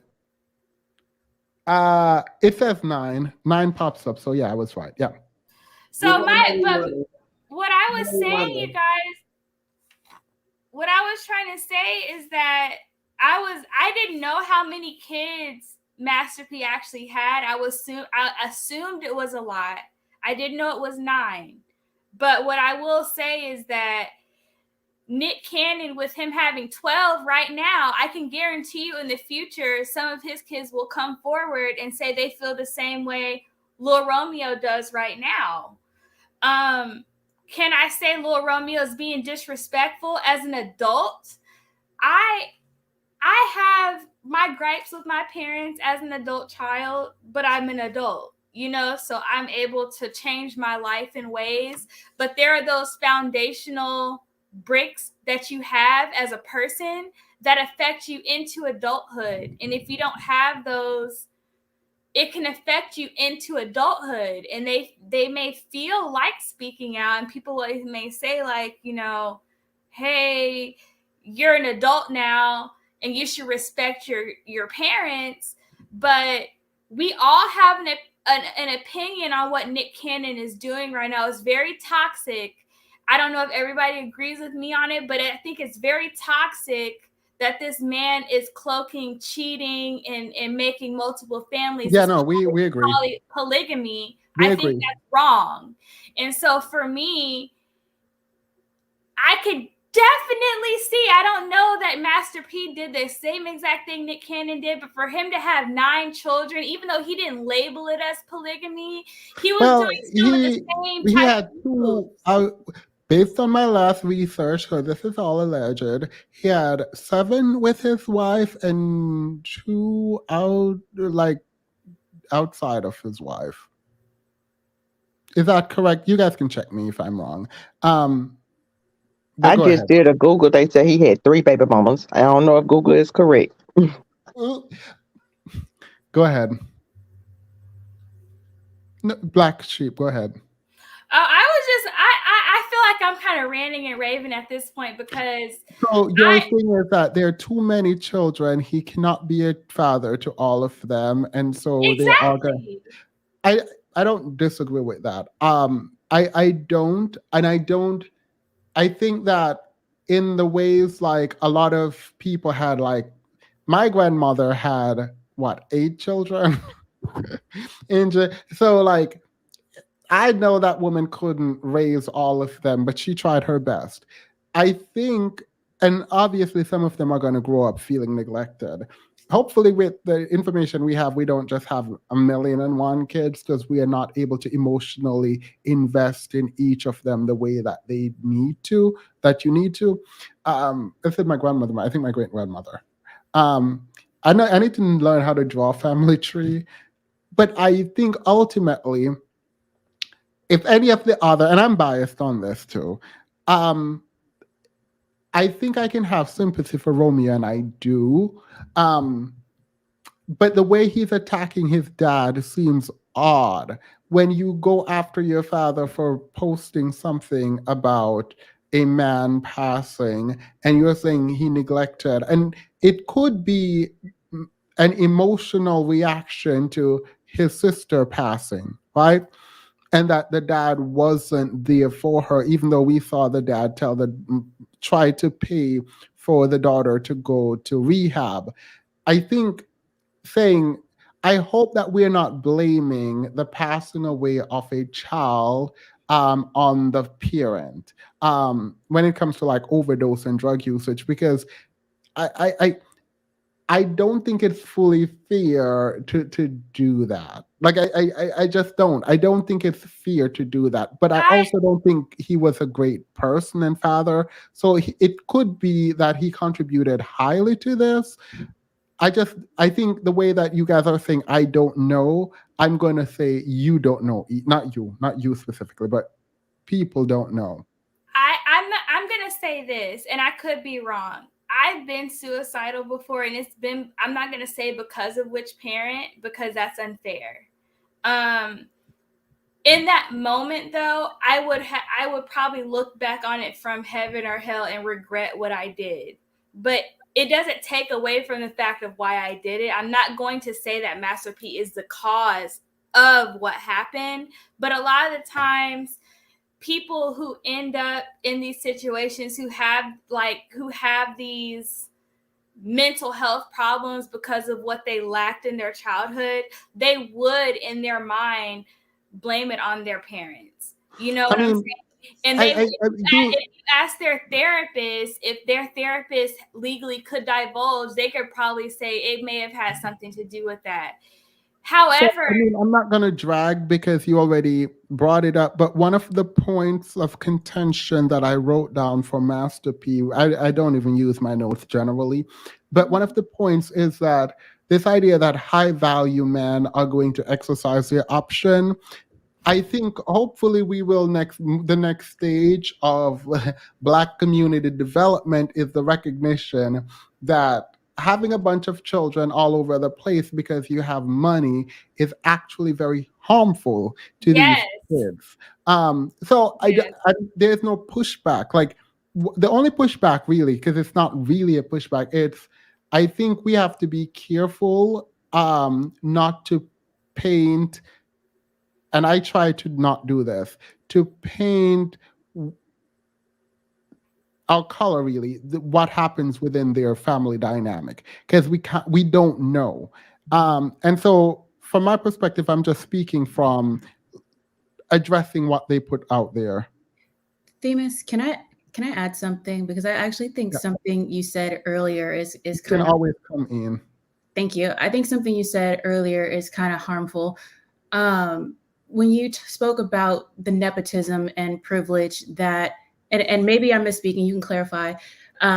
You talked about the nepotism and privilege that little Romeo has experienced, and it seems, it's when I heard it, it seems to me that you think that that outweighs the possible emotional neglect or Nope. okay. No. Thank you for that. Thank you for When clarifying. people say he's not spoiled, that's what I'm responding to. No, he's definitely spoiled. His Okay. life was bought and paid for. That doesn't mean he could not have gone through a ton. Like we've seen, like I think people on here have said, a lot of people in the business go through a lot of messed up stuff. Yeah. And your money doesn't shield you from that as a child. Yeah, and I wasn't going to interject any personal context here, but I think something Kenneth said was very important, and I'll add my own experience to it. So I think a lot of people would say that I grew up very privileged. I had access to a lot of things, private education, my college was paid for. When I turned 16, I got a brand new car, cash, paid for, like all of these things. But my caregivers were very emotionally absent, and it created a horrible coping mechanisms. Like I had no emotional intelligence. I was completely closed off.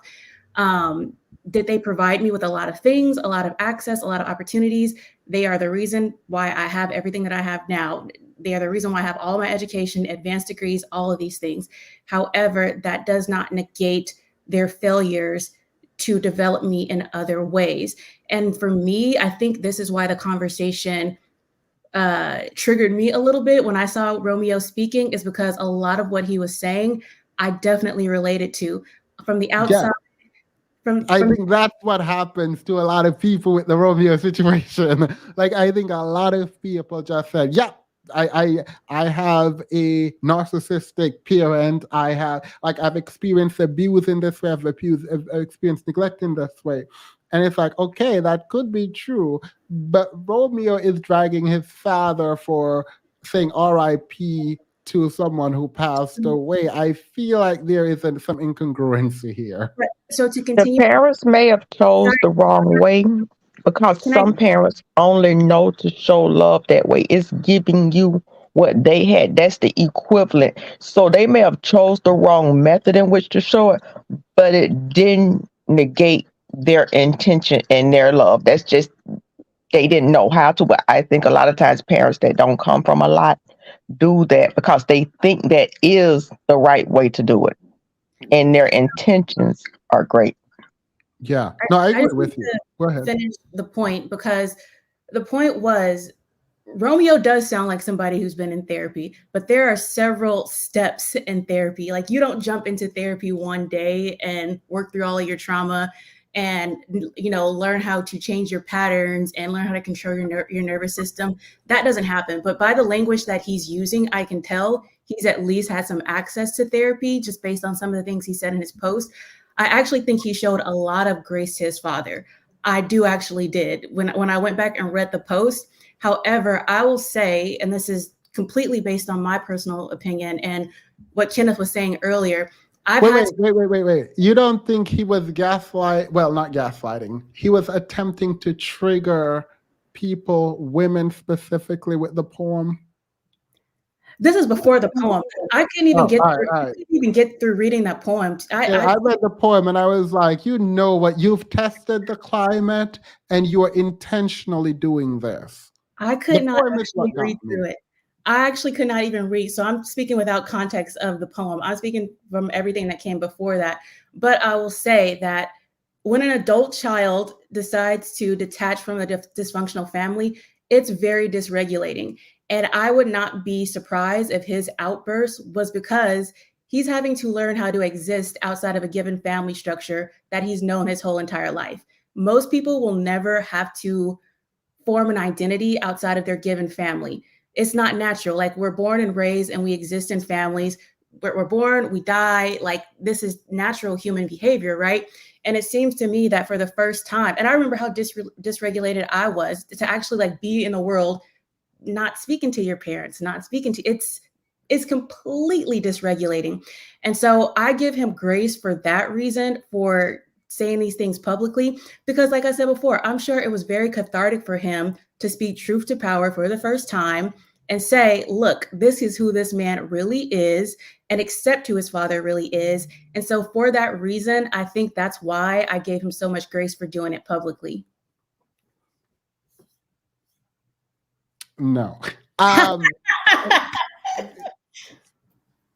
So you can come to terms with who your dad is behind the scenes, but I'm not going to put my own sort of idiosyncrasy on him. If that's how he processes his emotion, then b- by all means do it.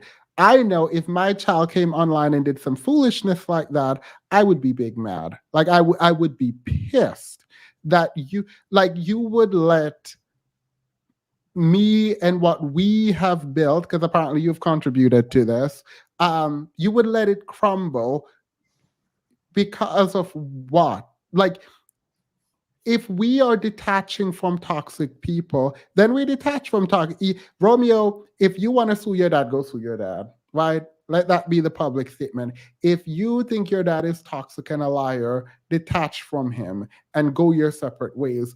This idea that we need to announce things publicly is toxic. It's giving very much toxic. I don't want to hear it. None of these people care about you. I mean, it's not that they don't care about you, but it's a public platform. You're setting up this to be scrutinized. And maybe he did want it out, right? And maybe he did want all of this to be consumed the way it's being consumed and digested. And so him deleting it doesn't actually mean anything. So I agree with you. I think you should come up more.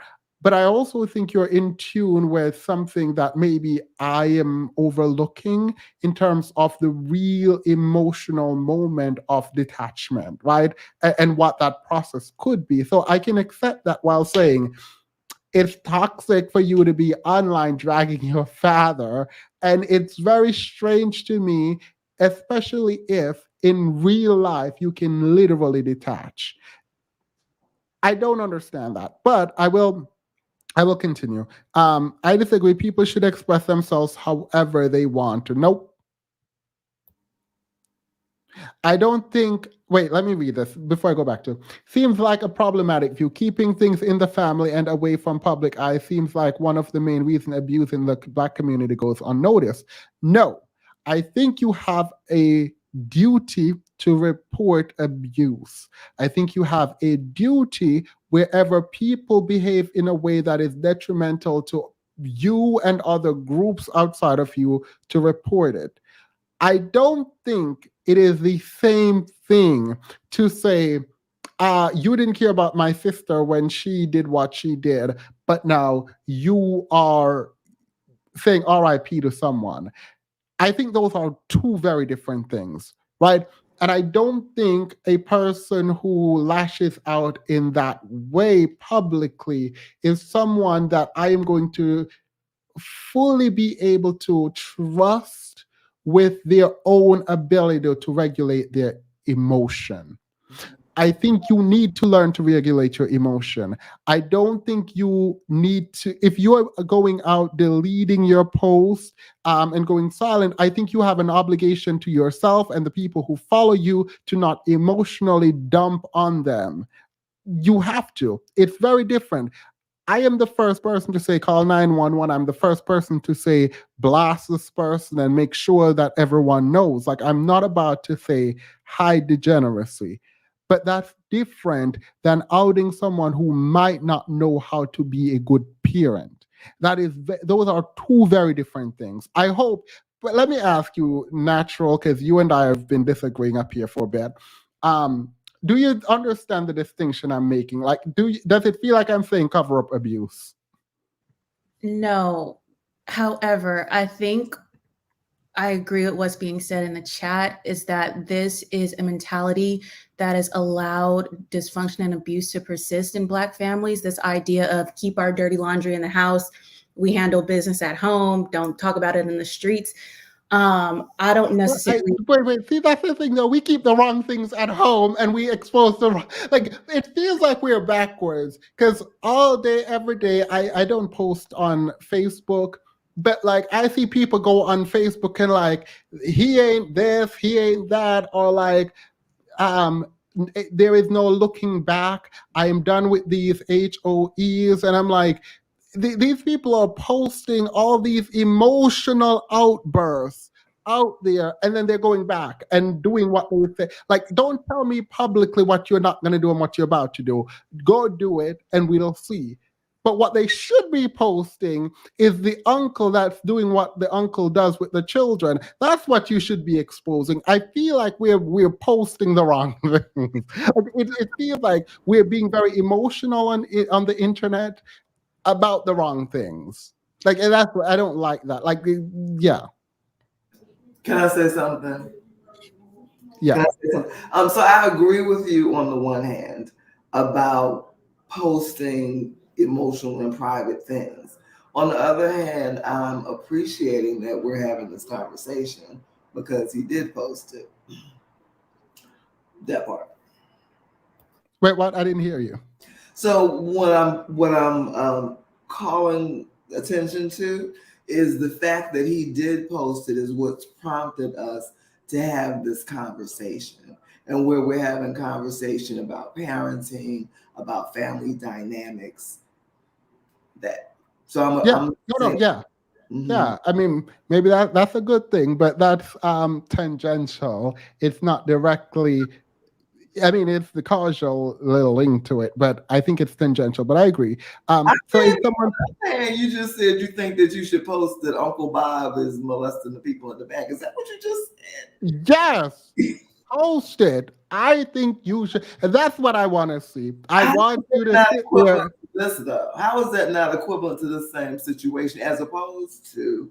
Wait, what? No, that's not equivalent at all.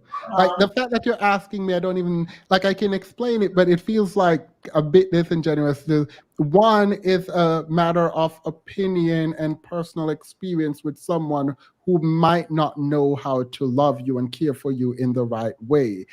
That now you're a grown person, you can move away from that person, separate. You don't have to damage who that person is, because that person didn't have, unless you believe they have bad intent when they acted the way that they did, then sure, whatever, you can retaliate if that's what you want. But even in that case, you can move away. Or you can take your siblings, or if there's a problem with protecting your siblings, then yes, you can say, my dad is harming my siblings, like whatever that is. But that's different than you allowing someone to be at home abusing people and other people in the community and not talking about it. Maybe, and there is also a difference in kind. I don't like people who are emotional online and having emotional outbursts online, because you're not fully, it's my opinion that you're not fully in control when you're being overly emotional, right? And so for a young man or woman to go live and just start dragging people because they feel something, I think it's a lack of emotional regulation. Now, if you want to blast your father as Romeo wants, and he goes, let me sit and think this through, and I want to put this out in the public for the public to see because I'm about to take my father down. Whatever your dad did, that's what your dad did, but it sounds like you want to do it. It doesn't sound like you did it and now you want to delete it because you're like, oh, wait, maybe I shouldn't have done it like that. That to me, that's a difference in kind. Thema, so if someone posts a false narrative, is it wrong for someone to comment to attest to the yeah, no, yeah. If someone lie on you, you definitely can definitely should, not just can, you definitely should correct the record because apparently whatever goes viral online is what people believe. All right, I'm going to read these and then KP, you can jump in. As a child, I could never. Me, mom, you hurt me. My mom, you are lucky you were born. And I mean,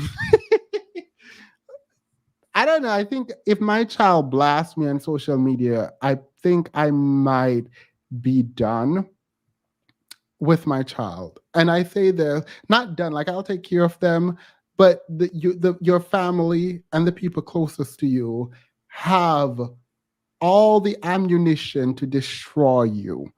No person, no individual person is perfect.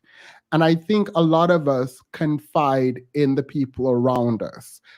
I don't think it's a good thing to start weaponizing that information because I promise you this, if you have one time to expose anything I told you, one time, that is it. That is all. If you are trying to take me down and you did it once, you're about to do it again.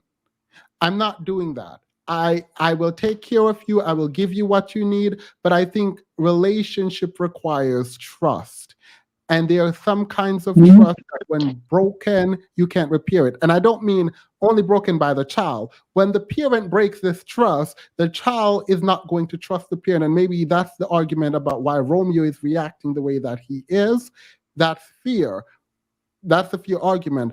But trust is not something you can fix easily when it comes, like with me. Someone said I'm sounding like 50 Cent. Absolutely not. Can 50 I Cent neglected his child. can I 50 say Cent, something? 1 second after I read all of Mm. these, three of these. Go ahead. Thank you. Filial piety means to be good to one's parents, to take care of one's parents, to engage in good conduct. Next week's spelling word, thanks to you. Period. Thank you.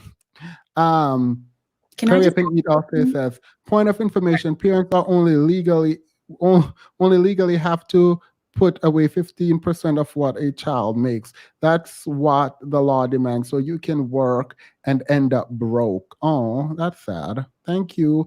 Spot on, Miss Natural. You have fans in here. All right, go ahead. I don't know who that was. And then that was Kate. me. That was I oh was going to say, someone in the chat said they could tell that I don't have children, and that's a compliment. Thank you very much. I do not. I also think that they are parasites, but I also have a lot of empathy for adult children who have bad parents. can I say something? Yeah, go ahead, Koja, and then Kate. As to comment on that, I have a friend and she doesn't have kids. She's married to a guy who's Trini, and he has a son, and him and his son, got into some argument years ago.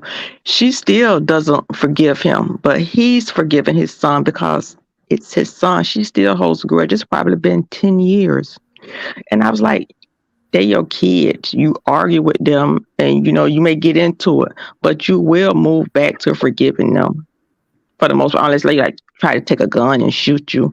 Words you can recover from that. It's not to say I'm gonna write you out my life forever because we had an argument. And she don't understand it to this day. I was like, because it's I not. think I don't know if my mom has ever done anything that I can think of that I think is really bad, but if she has, I think I don't know what she would do if I came and just start blabbing about her secrets. I No, I don't think everything should be in-house. I think criminal I don't know why this is complicated. I feel like people are just kind of wanting to hear what they want to hear. Let me simplify. It's not simplified. Let me just say what I'm saying and mean what I mean. Trust if broken, is extremely difficult to rebuild. And let me say this and make it specific to me. Trust with me, when broken, is extraordinarily difficult, almost impossible to build back with me. If I tell you something about me that could harm me, it means I trust you with that information. If you then go and publicize that information, I don't care who you are. If you are my mom, my dad, my brother, or my child, we might be done. It is what it is. Most likely we are done. If you destroy me with something that I gave to you in confidence, we done. Not gonna happen. So if that sounds like 50 Cent, then I don't know what to tell you, because absolutely not. Nope, you got one time. They say fool me once. Absolutely not. No, we're not. All right, go ahead, Katie. Your Hi, attention. Seamus. How are you? I'm good. How are you? Good. I haven't been up in a while. I miss you. Oh, I missed you too. You're kind of low. Oh, I am? Okay, let me see if I can fix that. Can you hear me a little better? Yeah, you're fine. Okay. So, what I was going to say was, I think we have to think about, I'm wondering, is Romeo looking to have a relationship with his dad after it's all said and done? Because if he's looking to have a relationship with his dad after this, then he should not have put it on the internet, because now you have, on top of the relationship that you're trying to repair, you have all of these outside of opinions. So once you do rectify the situation or get back to a good place, you still have people looking at your dad in a way that was unfavorable even after you fix your problems. My mom always said, if you don't want me to look at your husband a certain way, leave your business with him, between you and him. Now, when you're done and you're ready to call it quits, then air out your dirty laundry, and you can say whatever you want to say. But if you're looking to still have a good, healthy relationship, then I think you should keep it in house. That's number one. Number two is, I think people that saying that it shouldn't be on social media come from a different era. For me personally, I come from an era of no social media. Same. So we either had to deal with the problem with the person we had the contention with, or we just had to get away from that person. In terms of how people raise their kids, I don't think there is a cookie cutter, go by this book a way of raising a person's child. It all depends on the child. The child will determine how you raise them. And it takes for a person to have a child to really understand that. When I was coming up, and I'm a 70s baby, when I was coming up, because we didn't have all of the exposure that we have now as far as social media and all these other things, we were just grateful for having food on the table, clothes on our back, and a roof over our head. And that is the God honest truth. I didn't expect anything else from my mother. My mother had 5 children, and she did it mostly single, and she did the very best she could. Now I could cry about not having college tuition paid for. I could, cry over, my mom not being there for me because she had to work 2 jobs, right? But I would never ever hold my mother's foot to the fire, because she did the very best she could.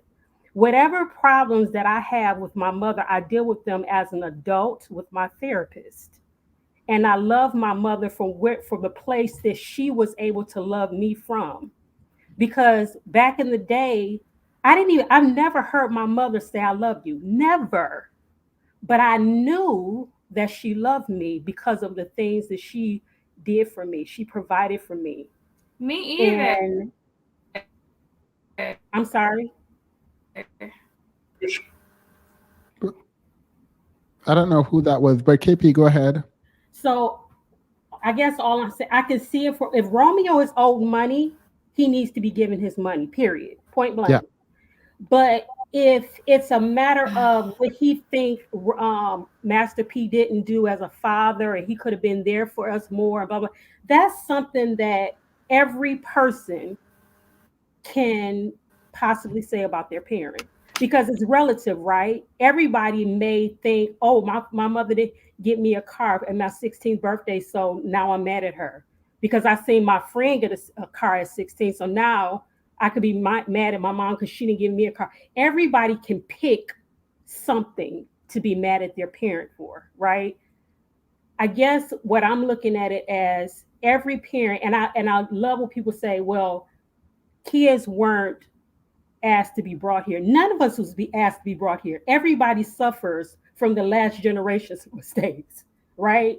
So nobody was asked to be brought here. So that don't mean I'm going to do a extraordinary job on my child just because they weren't asked to be brought here. I'm only raising this person based on the reference points of the last generation who raised me. So this is the reason why we have different cycles of things that maybe is good, maybe is bad, but I think we have to have grace on Master P to a certain extent because we do need to call out his flaws if he has, but I also think we need to have grace on Romeo if he's owed money. I think that's it Oh started yeah, that's down. mine. That's mine right there. Because I don't know if he's a whatever, but if he's owed money, I'm no, If he's owed absolutely money, he's no. owed money. But you don't start off criticizing your dad for posting something about a person who passed away to move it all the way, the goalpost all the way to Short you and rip me harsh. off. Yeah, It yeah, just doesn't make sense. And I mean, that can't be the starting point. yeah. So that's my 2 cents.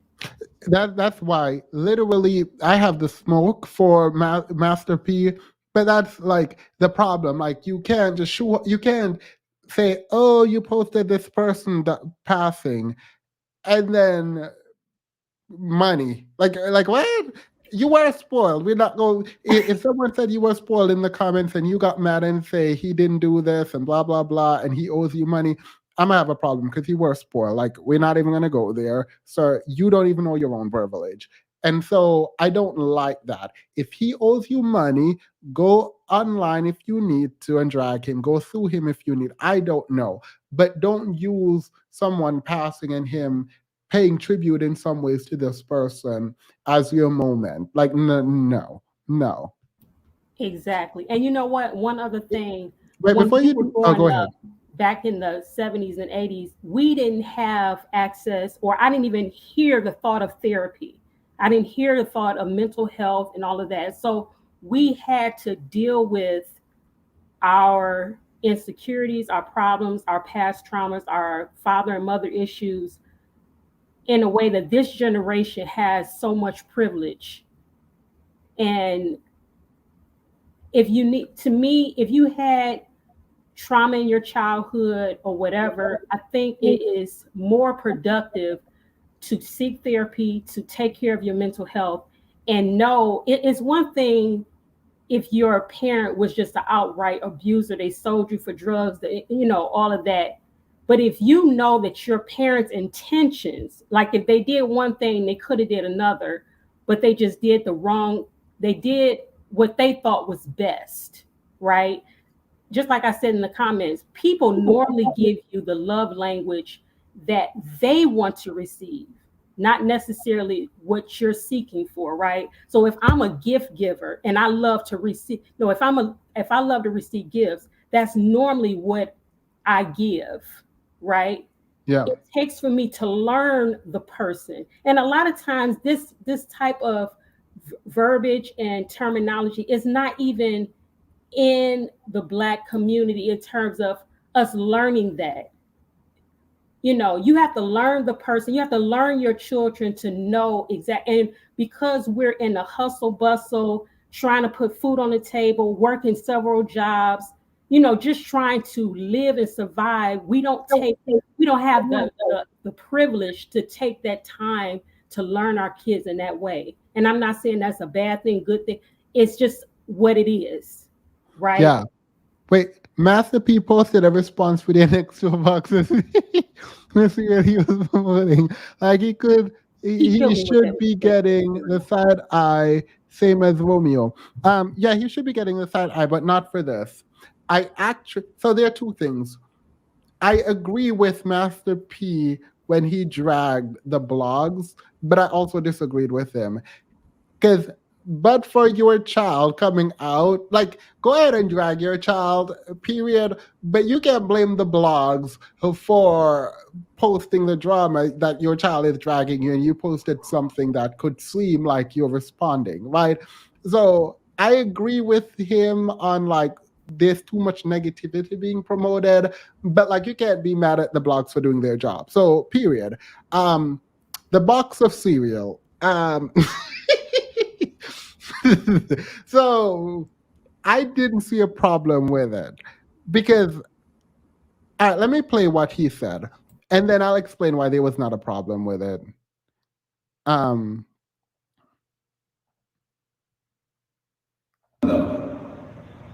I put up a post with a lady singing "The Devil Is a Lie." The Shade Room take the post, put a picture of me saying Masterpiece saying such and such is the devil, which is a lie. All y'all do is twist the truth for what clicks, controversy, gossip. I mean, all the good stuff I've done, nobody never posted nothing. You never posted when we went up against one of the biggest cereal companies in the world. You never posted when we had to change our name and made history and got one of the biggest distribution deals in the world. I guess that wasn't. Angels like Unserious. I'm sorry.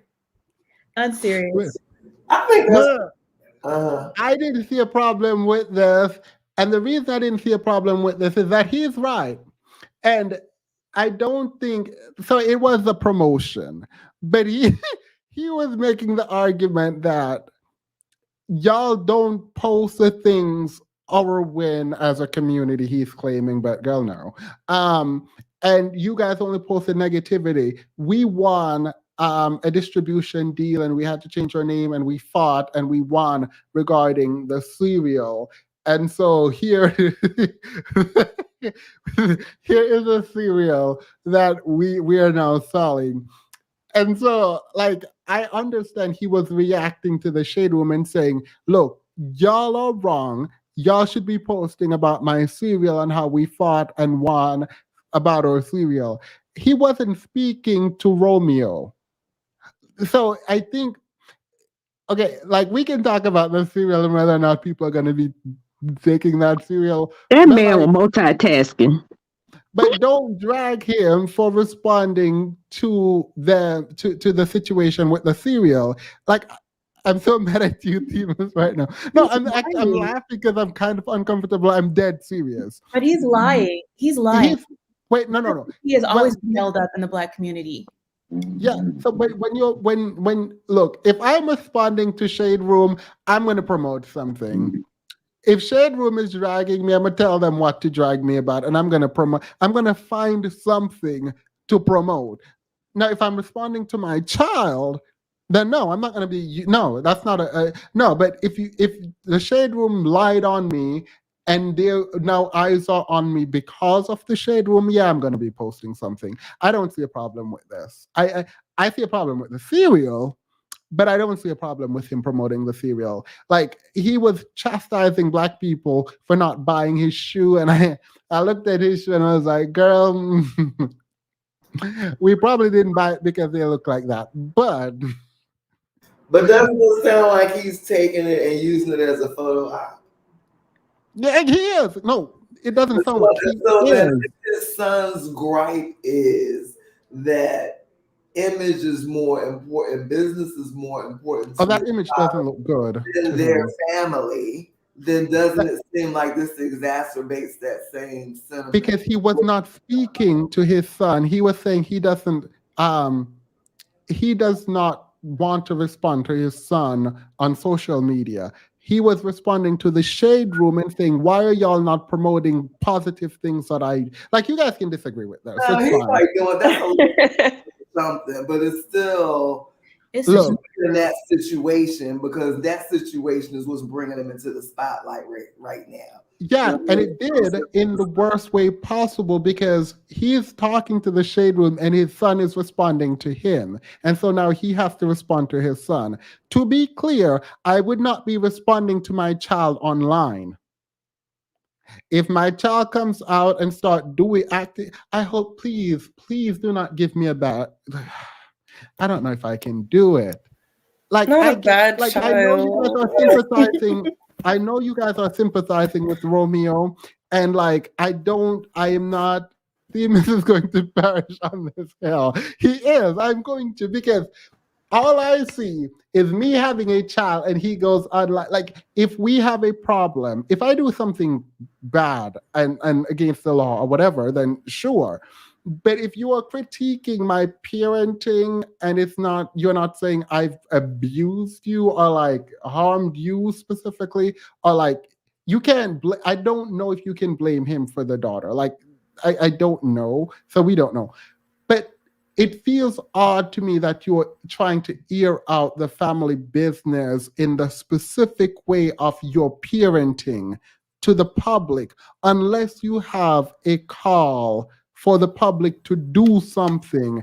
It feels odd to me that you're telling me that your parent was not a good person, a good parent. All right, tell me how. Tell me how he wasn't a good parent, fine. And also, like, what should we do about that? What would you like us to do about Master P not being a good parent to you? And I would be mad if my brother said, well, he doesn't treat any of his kids. Like, I would be mad as a sibling because you can't speak for me. Like, just because that's your point of view doesn't mean that's my point of view. Well, yeah, there's an implication in his poem that the Master P treated him well while ignoring the other kids and the mother. So we're not going to ignore the But double speak. that shows immaturity because if he was the first child, you know what, the first child, they get all of your attention than when you got 9 of them. So that's what I'm saying. That's something he doesn't understand as a parent. If you get 3, they're not going to get as much time because now you divide 24 hours a day into 3 kids. So that's what Can I'm I say saying. That's something? something he's going to struggle with.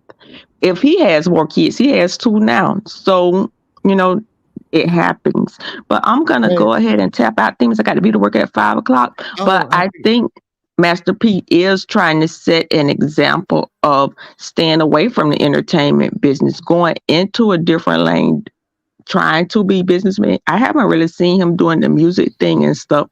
When we say we don't have grocery stores in the Black community, he literally trying to do that. And maybe he think by being that example that's enough for his kids, and it's the wrong way. But I'm gonna be out at 5:00. Catch the replay. It was nice. Hey, passionate. Thank Bye-bye. you. Have a good night. Good night. I appreciate you. Thank you for coming on. Romeo was the money maker. Y'all need to stop all this lying in the chat.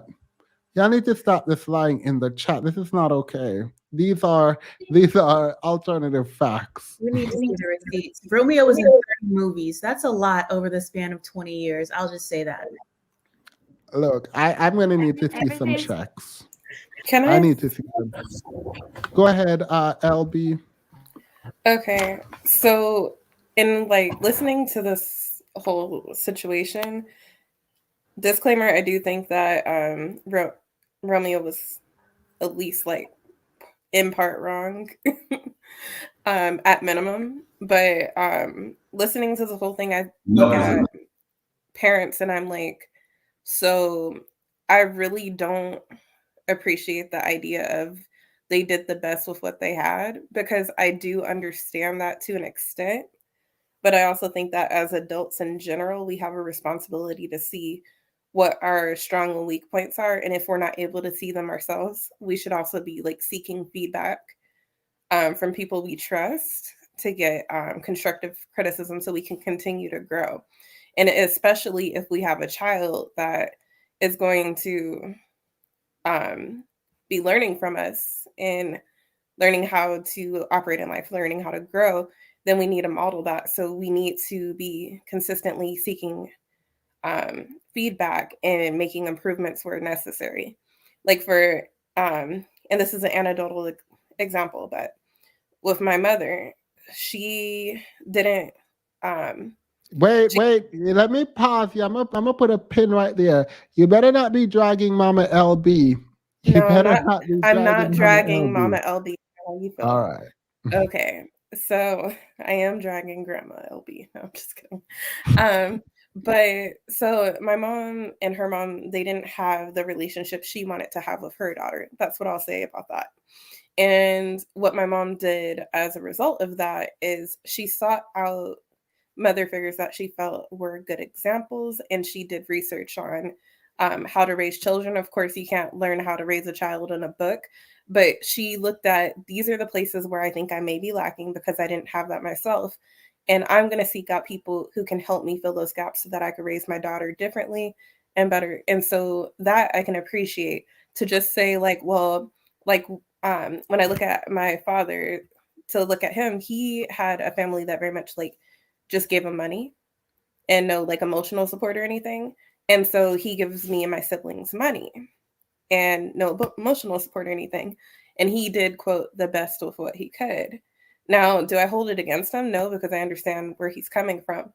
But if I had to pick between the two examples of what I have, I would take my mother's example. And as a parent, I would seek feedback on who I am as a person and where I might need to improve so that I could be there for my child in the way that they need and not just in the way that I know. Does that make sense? Yeah, no, I think you're right. Like you're always trying to improve, hopefully, not you, but people. Well, you too, but just people. Well, yeah. But when I say you forgive and give grace to people who do the best, I'm not saying don't be hard on your appearance. I'm saying try first to understand. So like the first instinct should be to put yourself in your parent's shoe. And Master P, like the thing is, I think people probably think I like Master P, and I really don't. He was telling a story with Romeo about how they were in the hood, and he promised him that he's going to take both of them out of the hood because it was just too rough. And he talks about his life, and I think he was shot a couple of times. Don't quote me on that. I watched this interview. I watched like 15 interview in preparation for this because I wanted to get a feel for who he was.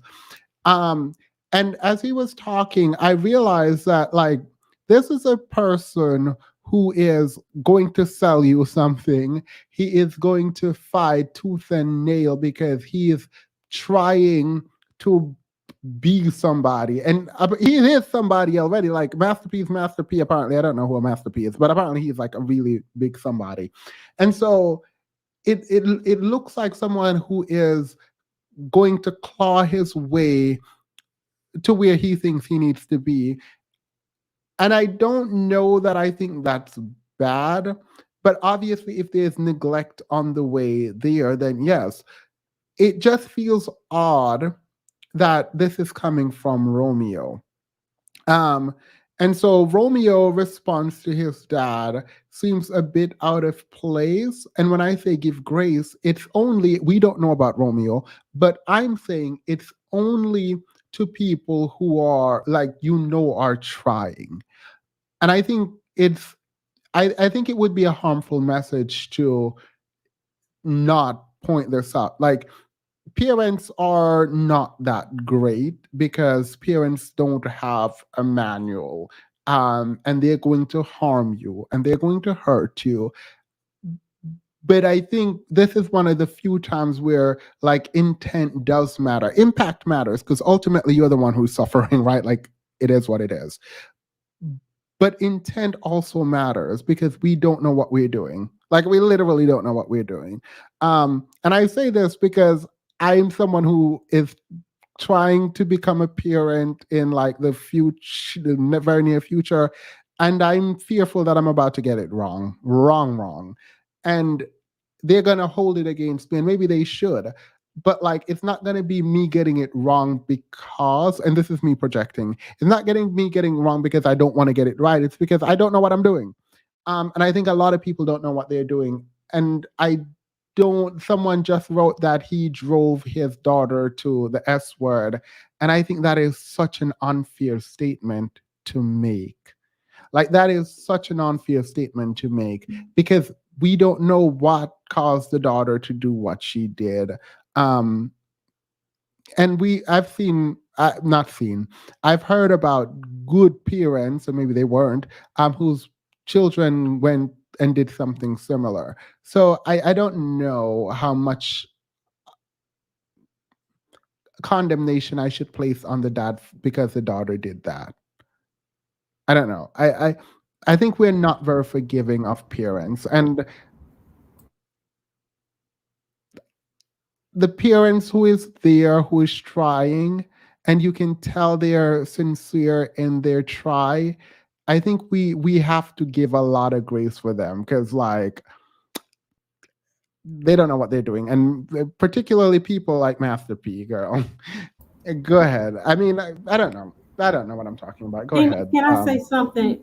I think you're absolutely right. I mean, when you're dealing with a whole nother human being that you're trying to raise, that you're trying to instill values and make them productive, they have their own mind at a certain point. Like, I knew a girl and her husband, she raised her kids so great, and her daughter just went a totally different way.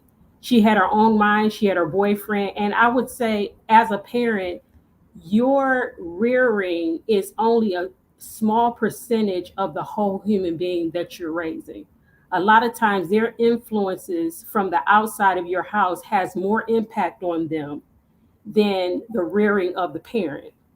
So you can instill all these great values, you can instill all these great things, but they have, if they have a mind to, go out there and do what they want to do, it's a reflection on the house, but only to a certain extent, right? Yeah. Because you're dealing with a person with their own personality, own way of thinking. At a certain point, they're going to be responsible and accountable for themselves. Yeah. I mean, so I realize there's a lot of parents watching too. I will say that my dad less so, but my mom has always taken the armor off, and I could critique her and talk to her, and she would listen. And I do think, I don't want it to be sound like I'm not aware of this. I do think parents need to listen to their children. Like, I hope that point is not being missed. Um, yeah, I hope that point is not being missed. I don't know Master P from what I've seen in terms of his relation to women and sanctity of his marriage. It didn't seem like he cared about that. But from my perspective, but I'm trying to isolate an action from a child who seemed to. I think Romeo is going to regret this moment. I think so. It is my Can I? opinion. Hi, Themis. Hey, wait, before you go, I think Passionate Bliss, then Okay, Aaron, and then Get a Clue. excellent. Hello, can you Wait, hear me? before, what? Yeah, then we go back to LB. I don't know if LB was done. Sorry. Go ahead, Passionate. Okay, yeah, I was just saying a couple of things. People were saying that you were going to perish on the hill. I'm going to perish with you, Themis, mostly because Period. Yeah.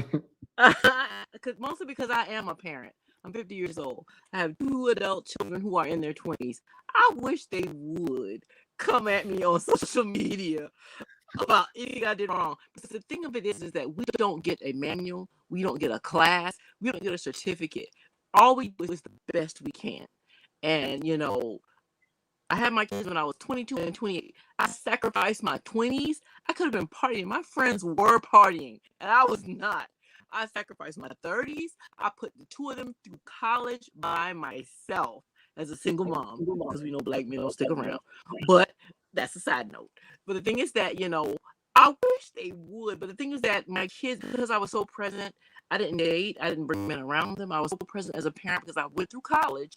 I was the first one in my family that went through college. My kids were the second generation that went through college. And so I was able to be present because I had that income. So they were never alone. They weren't with strangers. I was always present as a parent. So there wasn't a lot for them to complain about. And my kids have even personally thanked me when I turned 50 that my son thanked me for being born into the family he was born into. So I don't expect my kids to show up in their 30s on social media and try to condemn me in front of the whole world. I wish they would. I would tell them, you get out of my face with this, but my kids wouldn't even do that.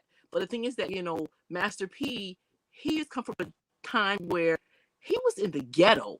His goal was to get my kids out the ghetto. And he did that. And maybe, Romeo, as the next generation, maybe he can do better than his dad did. But he does not have the right to publicly condemn his dad like that. It should have been done behind closed doors. So I can't be on Romeo's side no matter what happened. Because, we saw a lot of his life, what was happening publicly. And we know this kid he had food to eat. He had a place to sleep. He was safe. His daddy didn't have all of that when he came up. So you have no right as a child to condemn your parent publicly for nuances that we don't get education on as parents. They don't give us a manual. We don't have to take a class. We do the best we can. And we have guilt because we know we are supposed to think that we're going to be, the cleavers, and leave the beaver. We can't be that. So people seem to have this expectation of perfect parenting. You're not going to get that. We do the best we can, especially if we came from broken backgrounds. Now, I didn't. Even though I was the first one to go to college out of my family. And then my children also went. My thing is that, I don't know. I didn't see any of the posts. And so I don't know if Master P ever said that his son was ungrateful. So I'm not going to say he's spoiled or privileged, but I will say that he is ungrateful because he did not see the poverty and the death that his father saw. And so his father did him at least that service. So for you to get on there publicly and crucify your father that way, to me, that's inexcusable.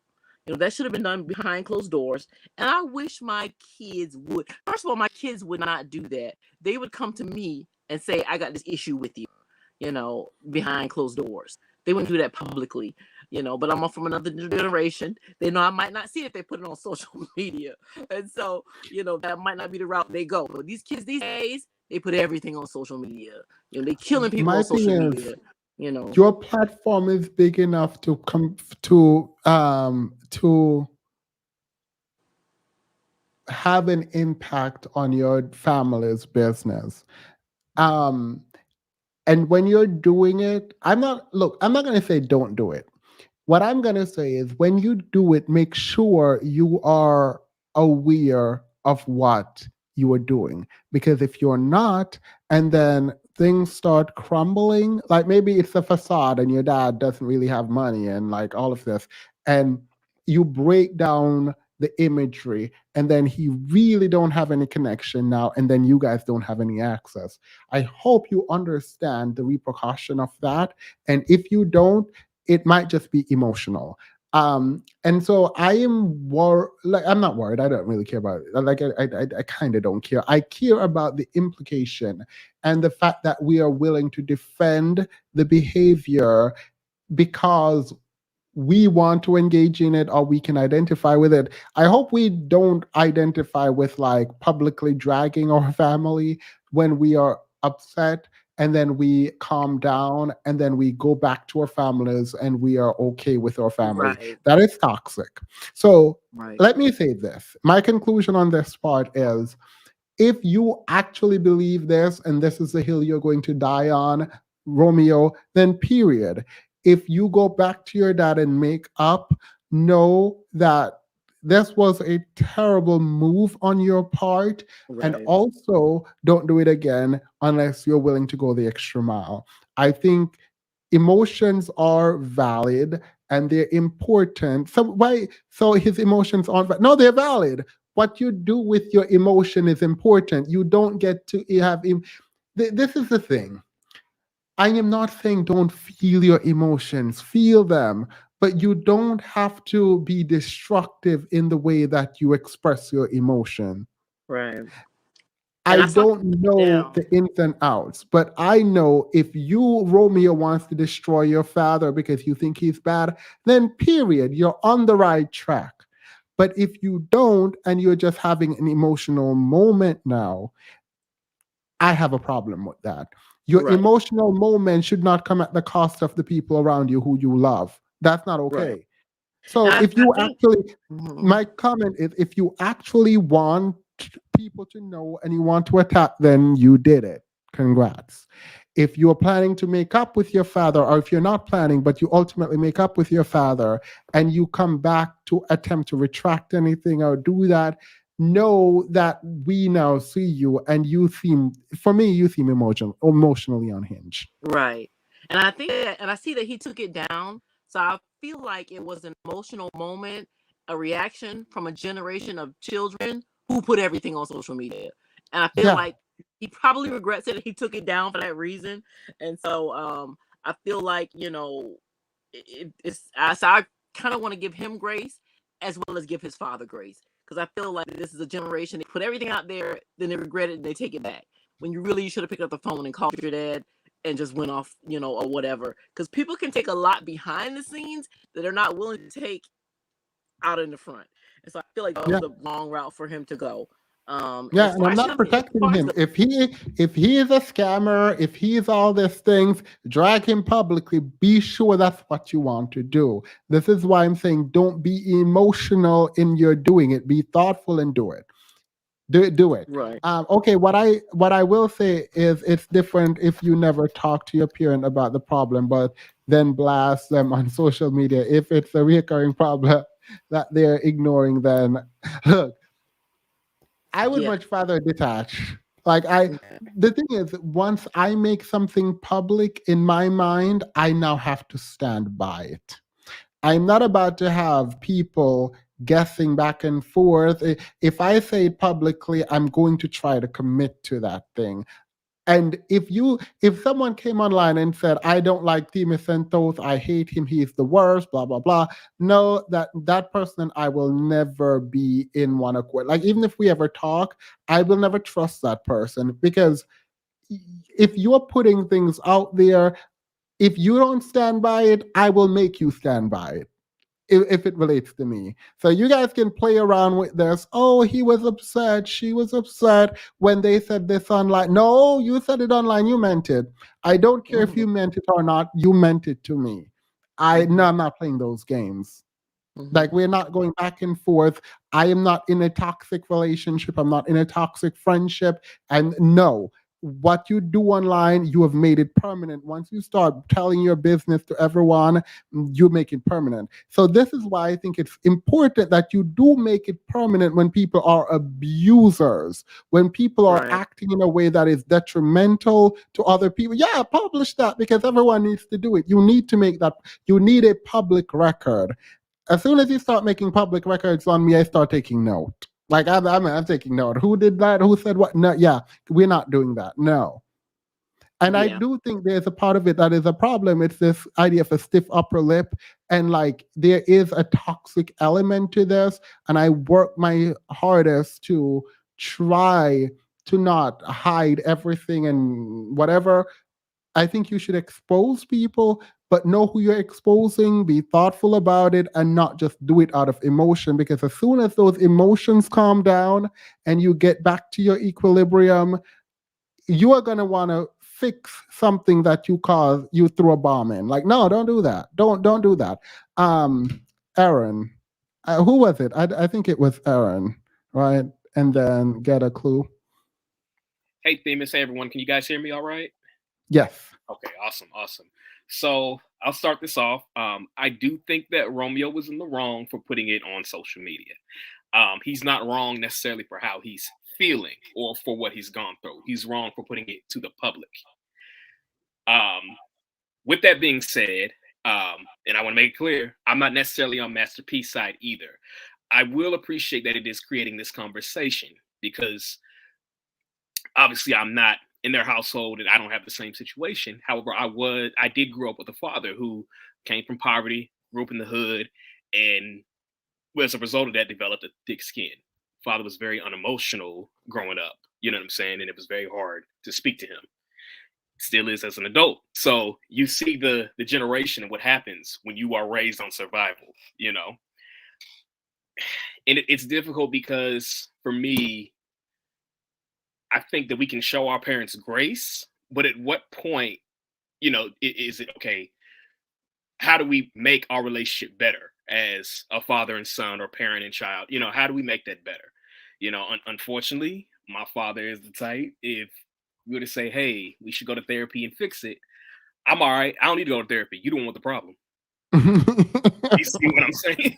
So it's like, you see, That is so toxic. That is so toxic. That is so toxic. So at the same point, I can understand having grace for our parents and that they were raised in a certain type of environment. But at some point, as you grow into adulthood, you then have to make a decision. Is it worth your peace, you know, and your peace of mind and your frame of mind and moving on in life? You know, and I always say we can't judge those people who will tell you that they'll put their parents in the nursing home and not talk to them. It's like you have to look at how they were raised from childhood to adulthood. And as you said, if that shall heal, die on it and stand by it. You know what I'm saying? I also think that you should take that experience and not be hardened. You should take that experience and say, okay, when I have children, I'm going to be the parent that my father couldn't be to me. I'm going to use that as a stepping stone to make sure that I don't break generations, that I break generational curses, that I don't continue. By the way, Aaron, so this, what you just said, I think is true. And I think it's true for a lot of people in the prior generation. Now, we know these fathers aren't great. Like the fathers the fathers are doing the bare minimum. A lot of these fathers are literally doing the bare minimum, reporting that they're the most in their children's life. So like the generation like currently too, but before us, I think there was a we don't have resource.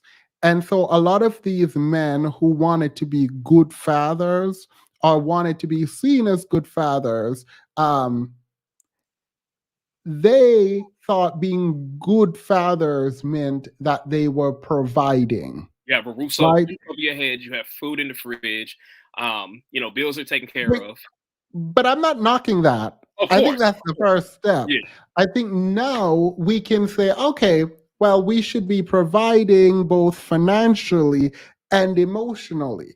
Exactly. And so when I say give grace, I'm saying give grace to those people, not all of them, but the ones who thought that providing financially was it. Because I mean, they didn't have finances, so being better meant giving you money and access, right? But now we know, well, there is a lot more to that, right?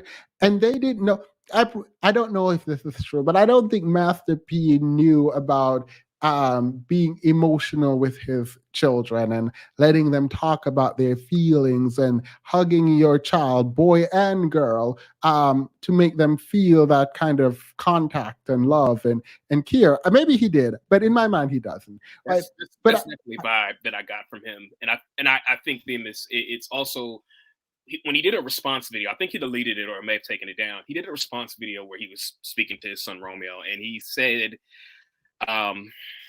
you know, to my son, you know, with God, we can fix this. And for some reason, and this is no shade, I'm Christian myself, have my beliefs, but for some reason too, when it comes to our community, it's always, I don't want to say people are our parents or the generation before us are hiding behind God, but to me, it takes more than that just to pray and say, hey, God can fix us as a family. You know, we know the Lord is supposed to provide and, you know, salvation. We understand that, but it's deeper. It takes more than just saying, hey, God, fix my family. You actually have to do the work in order to fix your family. Yeah. Wait. So Prince Sped is being sarcastic, but he's going to get dry. Well, I'm not going to drag him. In the comment. So he goes, I don't know children needed love. I thought 3 meals a day was enough. Are we literally going to sit here and pretend like men and patriarchy does not tell men this is true? Like, are we going to sit here and pretend this is not true for most men? Like, this is not how most men think? Most men don't think showing certain kinds of emotion outside of aggression is manly. Like, are we Like, are we gonna pretend that we don't police, men and women alike, police men's ability to be stoic? Like, it is only now, like the reports coming out talking about how men aren't emotionally intelligent and that's why women don't want them. That didn't come from nowhere. That did not come from nowhere. This is true. Like the statement is true. What do you mean you need love? There's food on the plate on the table. Like That is how I we're show not. my love. That is how. Yeah. This is wrong, by the way. I'm not arguing for it. I'm saying this is wrong, but it is true. Definitely. I think that what was it Aaron? Yeah. Yeah. I think what Aaron just like jokingly like said is more accurate than what Petty's post said. It's more so like they see the food and shelter and money as love, whereas like we're asking for love in different forms. Yeah. What do you mean love in different forms? I give you food and money, like literally. Yeah. You have food, money, shelter. Like I'm literally trying to explain this to my father about my little brother. My Hey, little do brother not is tell them that. spoiled. Do not tell that grown man that that little boy need a hug, because they will. They will. That is gay. How? Like, girl, sir, you need to hug your son. What do you mean that's gay? Hey, that child needs a father to hug him. Like, what do you mean? Look, probably too much information, but super funny. So my brother recently got in trouble. I'm not gonna say what happened, but he recently got in trouble, and my dad called me and said, "You need to talk to your brother." I'm like, "You can talk to him,"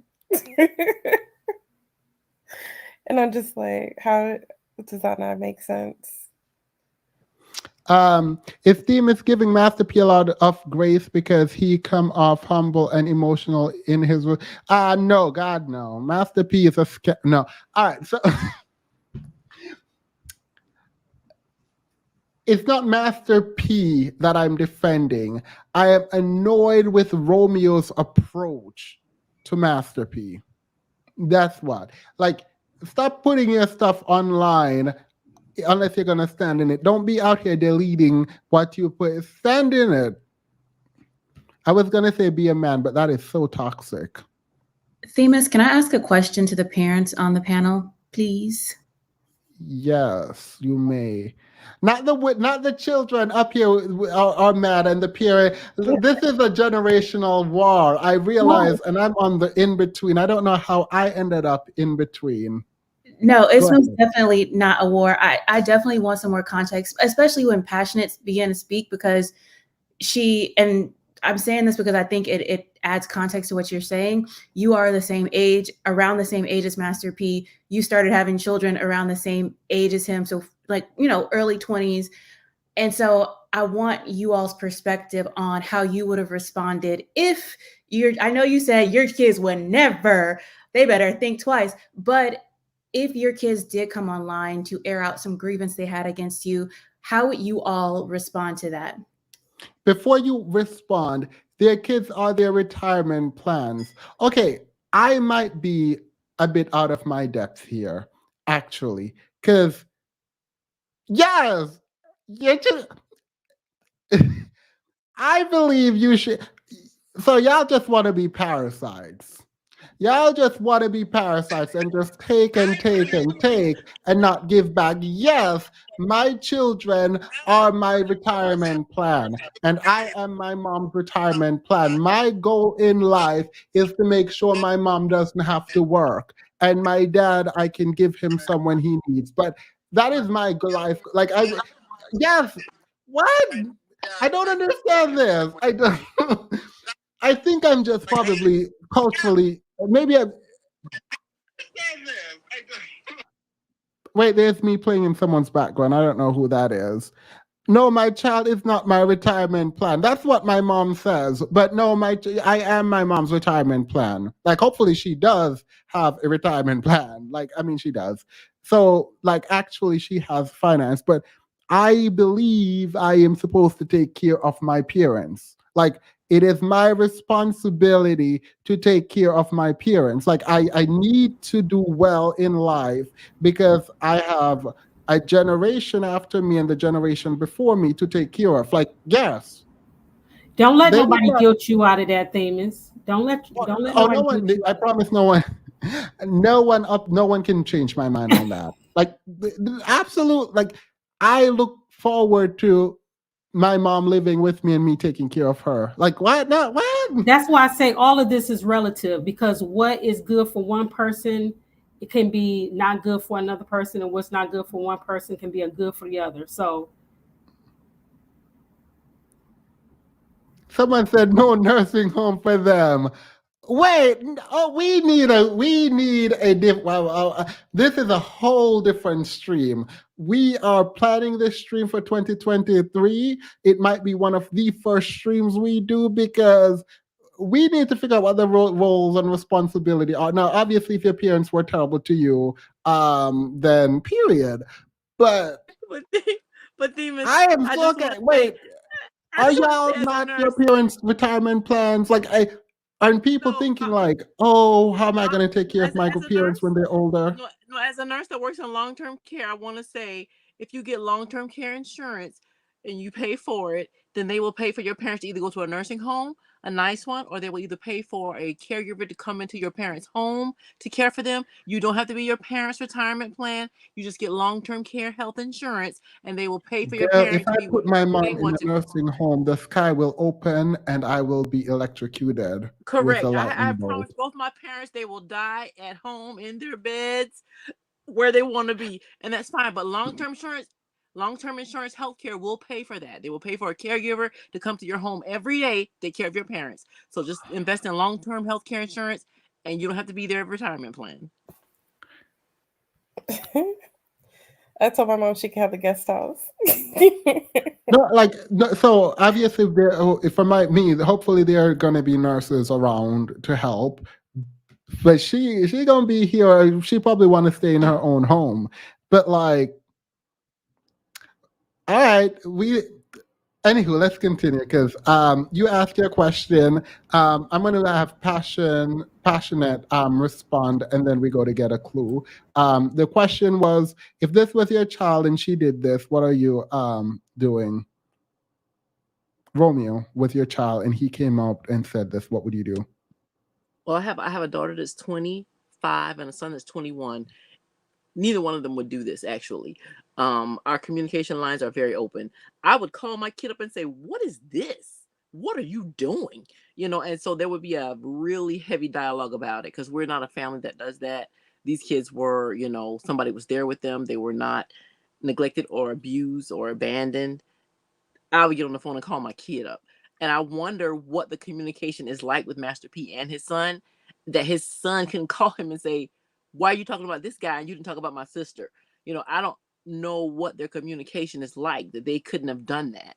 For him to Yeah. feel like I need to go on social media to call out my daddy instead of getting on the phone and calling out my daddy. So Yeah, that's it kind of feels if he like does. he just wanted to blast him because Master P did it publicly, and so he's like a part of his image is like, oh, I'm here, this mental health advocate. Let me blast him, and that just feels so wrong. Master P said that he called him several times when he did his own video. He said, I called him and couldn't get a hold of him, and then this comes out. So Yeah. I don't know if he's lying. I don't know, but Kiki said, I actually disagree with you for the first time. Yes!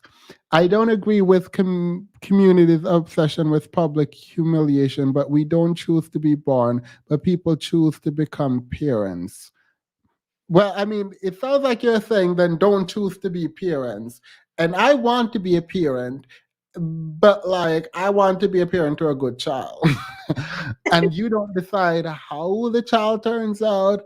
But I do know that if you are disrespectful, that's not going to end well for you. That's what I know. But you are right. Like people do choose to be parents. Well, yeah, people do choose to be parents, but I think that we don't choose how these children are going to be. But good I, children don't spring out of the ground, right? Like good children are parented to be good adults. So I think you don't have to worry. You seem pretty solid. I don't think your kid's gonna come out like Damien. I think you'll be fine. Someone said theme is, oh, thank you, by the way, Kiki. Someone said theme is stop now. We all know you don't want kids. I do want children. I do. I do view them as parasites, but I do want my own parasite. And the way y'all are acting, it feels like everyone is like, I'm still gonna be a parasite even when I'm older because I'm not about to take care of these people who took care of me. It's like, what? So What? There's I a lot will. of people who do things and say after it's done, my mother didn't raise me this way. I know better. So people do what they want to do, regardless of how they're raised. It's choices in life that determines everything. Someone said, I'll give you some BBC. um, As long as I can return them at the end of the day. um, I get a can I clue. respond? Oh, Go sorry. ahead. No, go ahead and then get a clue. So, like, just kind of in response to that, I think that people express themselves using the tools and knowledge that they have. And, Romeo's in his 30s, so he's at the point where if he didn't have the tools, he should have been seeking them out. But also, like, if he's coming from a home where he's emotionally repressed or neglected, he doesn't have the emotional regulation tools available to him. And then we're asking him to emotionally regulate well. Like, Yeah, go to therapy. I think that that's problematic. And then also, like, as his parent, like, if that was my child, You think it's problematic to expect that a 32-year-old person with access to a ton of resources should be able to no, emotionally that's why I said regulate? he's grown So now. what's He should Master be P's handling that. excuse?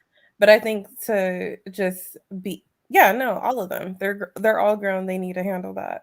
But I'm saying, like, we're looking at somebody who's coming from a home where they don't have those tools and telling them you should have these tools. So, like, even though I feel after you're grown, and I will give leeway, like, my thing is if you're over 21, figure it out. That's just how I feel. I only have empathy for the children. But if it was But my yeah, child, empathy I for don't Romeo. care if you're 20 or 32. If you're my child and you call me out like that in a public way like that, I'm reflecting on our relationship and where I could have done something different. It may not be my fault, but as the parent, I feel that I should be the one that or I my child needs to reflect on why they felt it was cool to call me out like that. But I need to reflect on why my child felt comfortable calling me out like that and then dealing with those issues. I don't think it's like it's just a spoiled kid or it's oh it's just a bad parent. I think it's we're both grown people at this point and we need to see why we feel comfortable just respecting each other in this way on such a public space. Yeah, but that you doing this out could be based on something that's completely on you and not the dad, right? So, like, if you coming public is bad, because a lot of people don't even think that's bad, so fine. But if it is bad, then I don't have to internalize why you did that. You see, at 32, I'm just gonna put the onus on you for that. But But you're right. It could because still be. we're parent Huh? child, like because it's a parent child dynamic, to me, you're somebody's parent for their entire life. It doesn't stop when they're grown. Yeah, So I when would you're be grown, I'm looking gonna at, expect you to behave like an adult and not a child throwing a tantrum online. but also I'd be looking at myself as like, is this something like I'm not saying it's necessarily the parent's fault, but I think the parent should have the humility to reflect and see what is wrong with our parent child relationship, even if it's an adult child parent relationship. Like, still, to me, it's the elder that has a responsibility in that situation, or more I so. That's just my Yeah, personal belief, though. I deleted a comment. I waited because I didn't want to respond to the comment right away because I didn't want anyone to see it. But then I deleted it, and I'm trying to remember what the comment said because it wasn't great. Um, I there was a comment earlier that was essentially saying that. Oh yeah, remember it. So someone was dragging me in the chat, and I deleted the comment because I don't think this person know. And this person was throughout the chat has been defending Romeo, but then they went off on me just now for defending black men. Again, I think people have my channel and me confused, but even in this case, I am not defending black men. I'm not defending Master P. I'm saying what Romeo did was not great, and was in fact bad. But you can't weaponize, and this is something weird to me. You can't weaponize, oh, you're defending black men against me while you're defending Romeo. These are two black men. Wait, I am confused. I literally went up because I know this person would probably be embarrassed. So let me just say, it's kind of weird to me that you would make the comment because you are defending Romeo. You might not see him as a black man, but at 33 years old, he is a black man. So if you're in here defending him and his right to attack his parent because you connect with him, period. But don't get mad at me because you think I'm defending Master P because what? What? I'm kidding. Whatever. Mocha Mommy, I just saw your name, so I just put it up. I think the next person was Get a Clue. And by the way, you cannot shame me into doing what you want me to do. I promise you can't. Like, I literally have no shame online. People have been dragging me, and it's like, no. Go ahead. Get a clue. Thank you. Hi, everyone. You're borging a little. Why team is calling it an attack?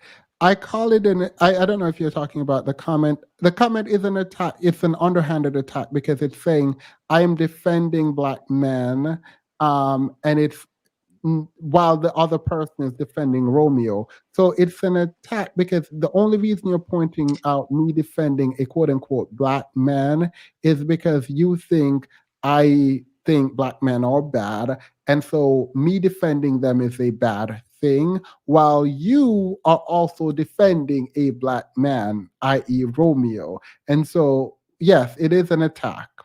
I mean, I don't. I'm not mad at it. It's just like I waited and I removed it because I removed it because I don't think the person intended to be like mean spirited or evil with it. I removed it because I didn't want her to be attacked. But I just wanted to highlight the weird hypocrisy in trying to hold me accountable for quote unquote defending Master P while you're defending Romeo. They're two black men who are black fathers. Like, all right, go ahead. You're borging a little bit. Get a clue.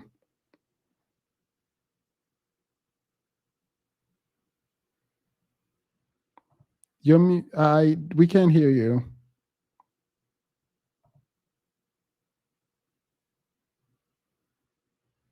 All right, go ahead, Prince Petty.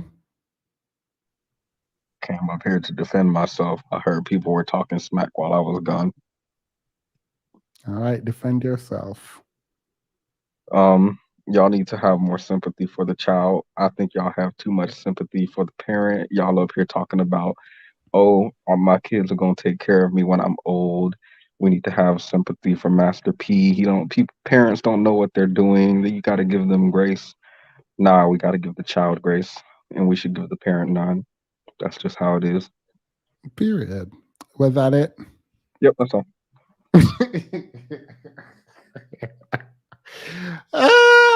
So what I find, a lot of us hate our parents is what I'm getting. I mean, it's like, I feel like y'all are just dismissing what the boy is saying. All right, what is the boy saying that we dismiss? The boy at 33 years old. How old are you, Petty? 17. So you're 17 and the boy to you is 33. Go ahead. I don't know what he was saying. To be honest, I'm not very familiar with this situation. But you just know what side to be on. What? You don't know the situation, but you know what side to be on. I know what side to be on. When it comes to airing out dirty laundry in public, I know what side to be on. I'm on the side that doesn't protect that dirty laundry. We're team Christian Walker over here, definitely. That's what it's giving. That's what I support. We are fathers. Oh, y'all didn't get that. Never mind. Go ahead. That's all. We're on the little boy side. We're not on the adult side here. All right. Well, I feel like to react to that is to no, I'm not going to say that, but I'm not about to react to that.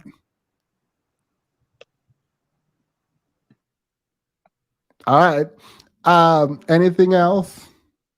So you don't feel like it's dangerous rhetoric to suggest that if your parents are doing foul behavior behind closed doors, and I don't believe it has to be like hardcore abuse to for you to have to, or crime for you to have to air it out, but you don't believe this is No, I dangerous. think you should air out whatever you want to air out, but make sure when you air it out, you don't want to take it back.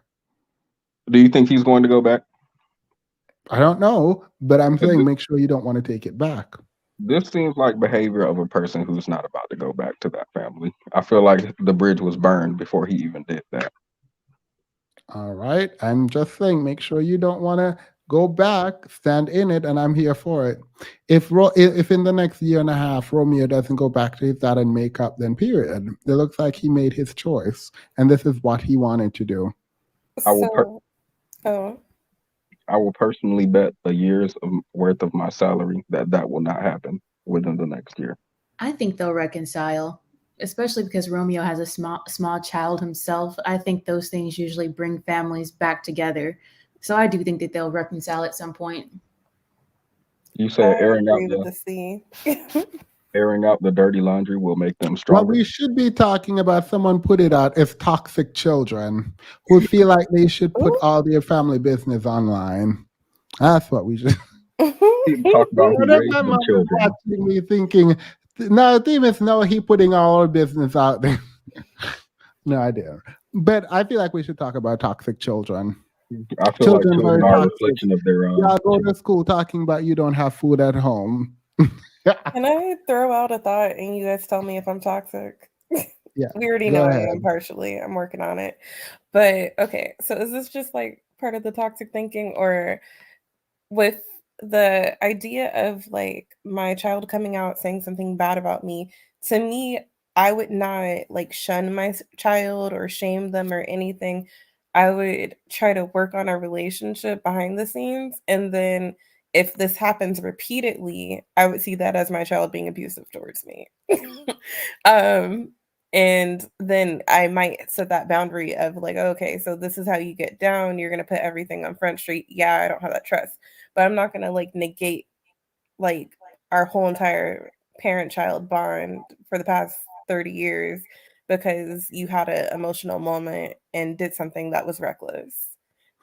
I don't know what to tell you on that, but what I can tell you about me is I will not trust you emotionally.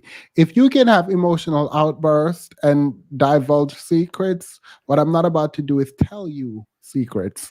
That's what I'm not about to do. I could see it temporarily operating differently, but like I believe in giving people a chance to grow. Like I wouldn't need to see my child Honest to God, making I would prefer efforts you to tell me.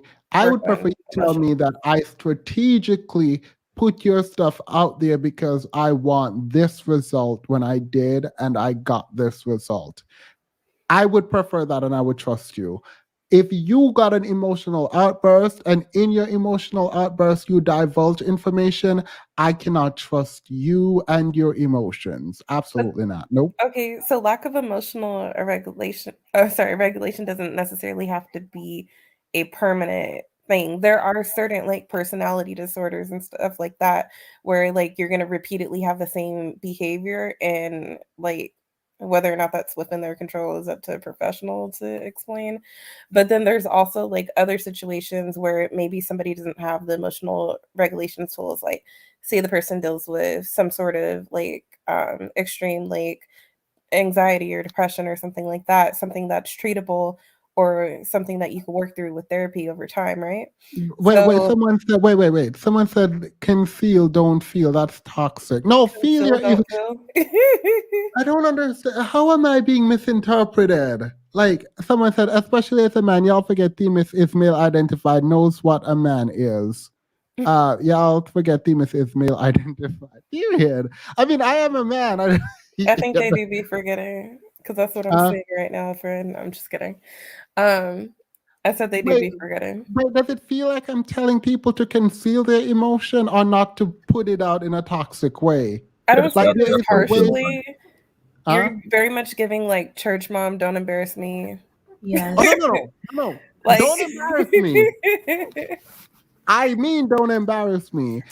Your emotion does not have to come at the cost of me and what my image, essentially. Now, if you have a public outburst and meltdown because of something I did in that moment, then period. But if you're at home and you go online to ear me out, please know that if you ear me out or whatever, is that the phrase? If you go out and you say, oh my God, Themis said this and did this and blah, blah, blah, and I'm so mad at him, so this is what I'm saying, I will not trust you with information.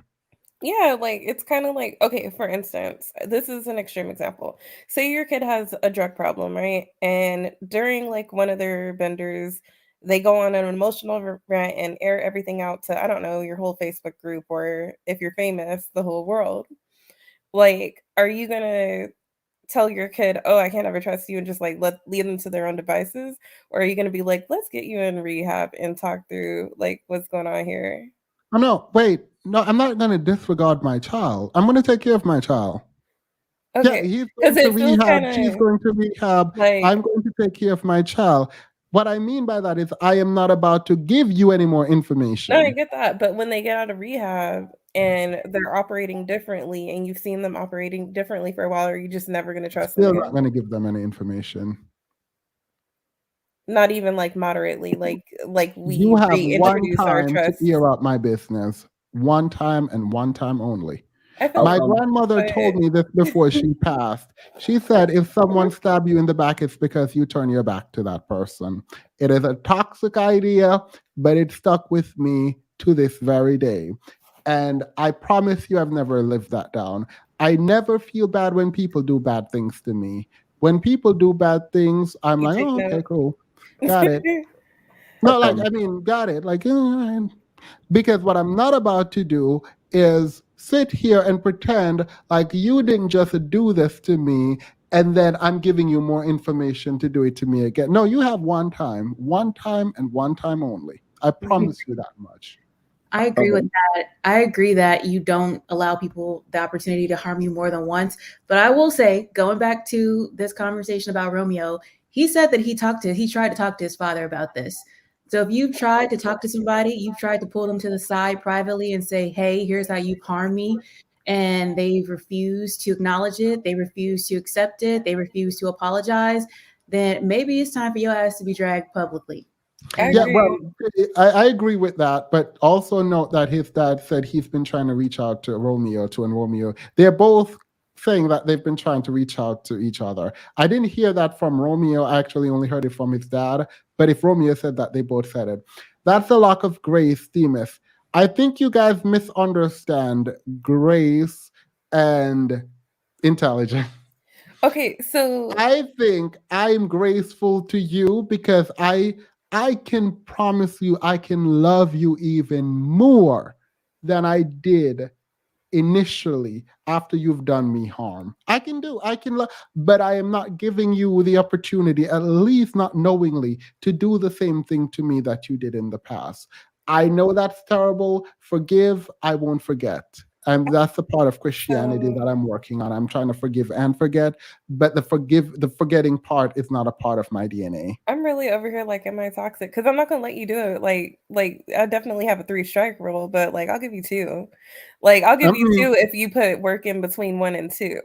Nope, one. But One. I want You to, as have one. a parent will forgive their child multiple times. So I'm just gonna throw that in there as some of you guys, you don't have children, But as a parent, your children can stab you through the heart and you will forgive them multiple times. Parents should be No, I better. I don't know would which forgive mommy them. said that, but Look, thank you. my child could stab me through the heart, comes back, and I see those big brown eyes crying, and I will forgive them. I will never go near them with a knife. If you have a sharp object, I'm not coming near you. Amos, don't. So let me ask you. So the child is supposed to be forgiven 70 times 7, but the parent is never to be forgiven. Yes. Parents should be better than us. Y'all had us. Y'all should But be the better. thing is, you will be, if you become a parent or if you deal with anybody on a level of intimacy or a level of compassion in any way, you will eventually forgive that person. So your parent is not a God where they are all knowing, all, omniscient, omnipresent. So they are human beings, just that you just so happen to come along in their journey.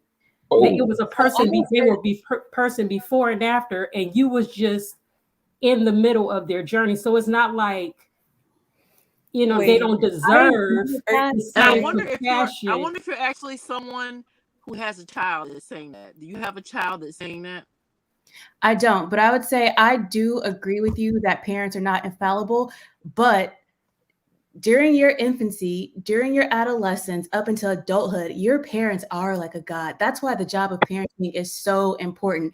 It doesn't click to you that your parents are humans until you are like well into adulthood that you start to identify with your parents. For me, it had to be about 25, and it wasn't until like over 30 that I started to be like, oh, I'm my mom's age when these things happened to her. And I started to identify with her as a woman. But that's why your job as a parent is so important, because so long you are like a God to your child. You I are, agree to a certain you are all extent. knowing. Yeah, Conscious Mind, thank you so much. You said nothing. That was just a super chat. I appreciate that. I'm pretty sure most of us have the same mom aunt who tells or told all your business growing up because of this. I kept everything. Yeah, the thing is, people say it's a lack of grace. It's not, because again, I will love you. I'm just not about to share that part of me with you again. The thing is, the whole thing about parents being God, I actually do believe this, but it didn't work for me. So I'm saying I believe it generally. Because as soon as I could talk, I was questioning everyone. So ain't nobody's gonna tell me nothing without explaining it to me. And then what about the parents who's 15, 16, 14 years old? I mean, a lot of us was born to parents that was 17, 18 years old. It's no way they know how to be what you're asking them to be. But your kids don't know that. A 1-year-old doesn't look at you and say, oh, my mommy Well, is. we're not talking about a 1-year-old. We're talking about a 33-year-old. But that's when behavioral patterns are established in early infancy. So all of those attachment styles, all of that trauma, that happens in very early. Now you went to psychology 101 telling us how to be parents. My therapist is $275 an hour cash. I be in there with notes. I write. Okay. So I get what I come for. I get it all. May I say something and I'm gonna drop off? Oh, sorry. Okay, I was gonna say earlier one of the ladies on the panel was talking about, like, she was a 70s baby and so am I, that we didn't have access maybe to therapy and stuff and all these different things. What I want to say about that is we may not have had the access, maybe it was there, but we also shunned it. So I kind of think that I know that what we tend to do is we talk about what we didn't have and we kind of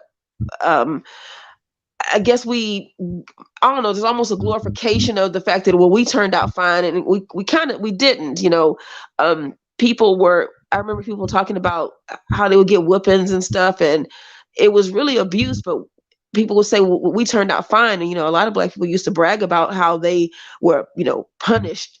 And it wasn't good. And I think that just because we didn't do that or we didn't have access, it doesn't mean that it was okay and that we were behaving, in a proper fashion. I mean, a lot of people that I know should have been on somebody's couch, talking to someone, but there was a lot of mental illness and undiagnosed, and people just going around just raising people and passing down things. And I'm just saying, I think we have to be careful as Black people to not, let's say, I think you mentioned that your mom never said she loved you. And, I guess Ooh. That I said, I I said I that. feel so bad about that, but it's kind of like I don't want us to pass on that's okay. You No, no, know, no. that I just wasn't saying that was okay because the next thing I said was you should be taking advantage of the therapy. You should be telling. I yes. told my child all the time that I loved her, even though I wasn't given that same Yeah. emotional, Okay. you know, affection. So I'm not saying that it was a good thing, but I'm saying Right. that Okay. this generation is being raised with access to so much Yeah. that you can do better because you have all the information. Whereas our parents was growing up very limited, and even if they shunned it, it was still something that had a stigma. It was something in their minds to tell them that this isn't the way. And I'm not saying it was a good thing that they thought that way because they can only pour into you what they had to give you. Yeah. Yeah, Thank but you both for making some people play. pour very little. Okay. All right. Well, thank y'all. I appreciate that. Okay. Famous the kids have no class. They say generation wealth class might be period. I do think we've become, oh my god, this is gonna be bad. Oh god. I think that we've become no. I think we've become softer, and not always in bad ways. I think we're becoming more aware, and progressively, we hopefully will get better.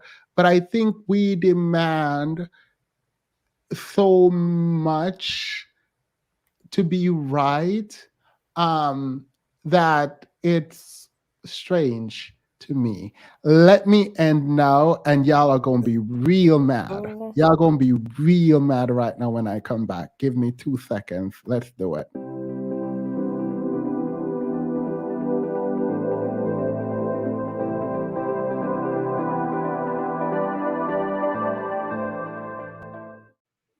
All right.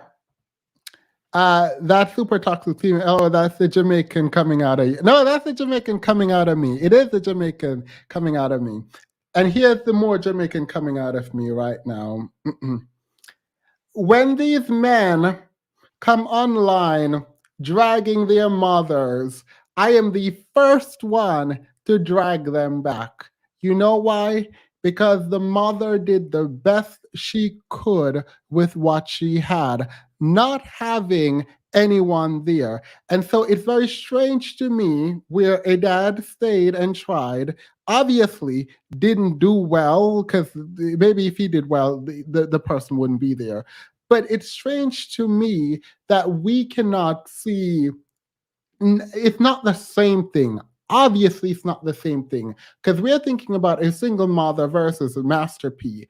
It is strange to me that we are not willing to even consider the fact that these children can really be some ungrateful. This ain't equivalent. Oh, it ain't equivalent. I was waiting for this. I set this all up to get to this point. So the equivalency might not be there in your mind, but it is there in mine. I'm saying what I have noticed is these children are ungrateful, myself included, right? And I am not saying we don't and should not have the space to articulate that which we want. I think it is toxic to be coming online. I say it about the men, and I'm going to say it about, well, I was going to say the women, but Romeo is still a man. I'm going to say it about Romeo too. It is weird to me. Is Romeo ungrateful? I don't know if Romeo is ungrateful as just a general blanket statement. I'm saying generally. Now, when it comes to Romeo's case specifically, we know what it is like when these people come online and drag and drag and drag. And we don't have to say this is true because we don't know it's true. I have sympathy for parents specifically. The parents who stayed, be that the man or the woman, I think this was the part that has been confusing to people. If you're a bad parent, you're a bad parent. The thing is, we don't know. We do not know what happened in their relationship. In the same way, I don't know that these men who come up here and say, oh, my mother did not raise me well, and she should have chosen better, and she wasn't there, and she made my mom not come around to stay with me. The way I see this is you need to go figure this out, right? You need to go to a therapist. You need to go understand what is causing you problem and figure it out. But you don't get to come online and embarrass the person who was trying to raise you. Nah, you don't get to do it. And I don't, it doesn't matter to me that the person who tried to raise you was a man or a woman. I am principled in this belief. I think that Romeo should go to a therapist and work through whatever problem he has with his dad. And if he chooses not to be around his dad, because ultimately at the end of the therapy sessions that he's gone through, that he thinks that the dad should not be in his life because the dad is toxic, then do that. Do that. You cannot just be principled over here when it applies this way and then you disregard it here. Romeo putting his family business out there in the way that he does, I'm not saying you should keep all this a secret. Nah. No, no, no, no, no. You should out people, but make sure when you're outing them, that is what you want to do. Don't try to have it both ways. Sit in your discomfort. Sit in the fact that, you know what, maybe Romeo is going through some stuff. And maybe his dad did take money from him, which is wrong, and he should give him his money. Maybe all of this is true. But is this the platform? Should Romeo be on here disparaging his father? And why is he disparaging his father publicly? All right, now that we've thought about it, hopefully we all get to the conclusion where it's like, maybe because he deleted it, he shouldn't have put it out there in the first place. He should have gone to therapy, figured this out first, and then if you want to come out and expose his father, then come out and expose your father. But we cannot be saying these men don't get to talk about the poor mother who actually tried to raise them when we don't know the ins and outs of those relationships. And then we say, oh, but you get to drag Master P because he's a bad person, blah, blah, blah. I don't know. I don't know a Master P. I don't know. And maybe we do know his public image, but we don't know how he relates to his children. And the fact that for me, Romeo, I've gone through his posts, has not said anything that is specific to him. I've said this before. I am willing to sit and listen to all the children, any of them, including Romeo, do an interview, whatever, and talk about what their father has done. I'm waiting for Romeo outside of the money that I don't know how that went. Outside of that money issue, I literally don't know what he's saying his father did to him, right? And maybe he was emotionally neglectful. Maybe all of that is true.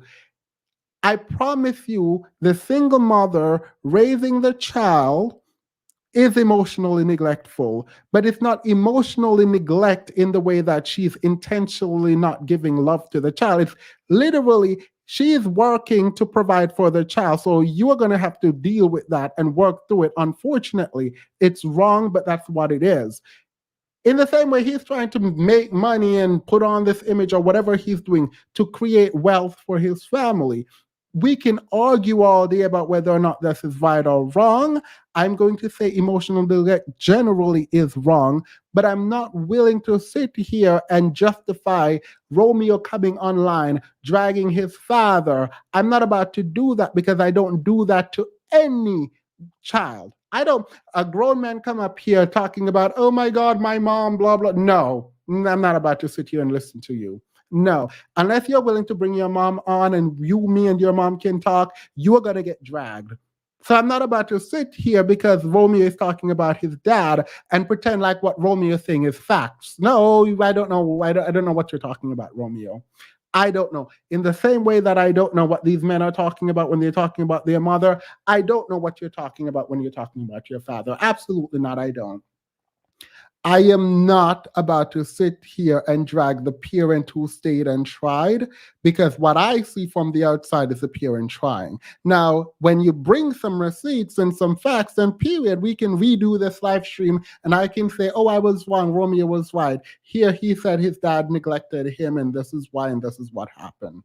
Now, you can sit there and be gaslit by this poem that he put out about the dad disrespecting Black women. I know what he was doing there. This is not okay, but we can do a separate live where we drag Master P after I go look into how he treated his wife and his ex-wife or whatever. We can do that and we can drag him for that. But I'm not going to use, because what Romeo has done, Trojan horse, he took a moment where the dad was talking about RIP and to go in on his dad on that, and the sister, and then money, and then Black woman. No, I see you, and I'm not about to do it. I'm not playing those games, and it's not because I think Romeo is wrong for feeling how he feels. You can feel how you feel, but in the way that I don't sit here and justify men coming online talking about their mother. I'm not about to sit here and justify him talking about his father. It's not going to happen. So that's what I set this up to do, because after reading those posts, I was like, yeah, I know. So that's my position. It's not whatever. All right, let's get some final thoughts. Yeah, Masterpiece certainly problematic. Yeah, definitely. Well, I'm not going to say definitely, but from what I've read, that's not someone that I want to be to model my life after. Kids sometimes blame their parents for their failure. Yeah. I mean, parents also blame their children for their failures too, but I think the both can be legitimate. Because I chose to have you now, I have to put my whole life on hold. They're like, girl, nah, I'm good. But yeah. And this is why I put, no one said you had to be here, but the parent decided to have you. But that they have you and that they're trying, at least one of them is trying. I am not about to sit here and go after the people trying. Like, I'm not doing that. No, man or woman. So that might have been lost in translation, but I'm not about to do that. But now we can go after Master P separately, not on his parenting. When his parenting comes into question meaningfully, what Romeo did is not meaningful to me. But when it does, we can drag him, and we can drag him separately for them shoes and these snacks and those cereal. We can do that, but I'm not about to drag him because Romeo decided to trick us into coming on his side because he's mad and he's going through an emotional moment now. No, I'm absolutely not going to do it. Cuddle Parents 2023, period. All right, go ahead. Can I give my scattered thoughts real quick? Yep. Everyone has 2 minutes and then we close. I didn't realize it was already almost 1. Okie doke. So I'm thinking boundaries. Yes, that sounds healthy. And then I'm also thinking, okay, so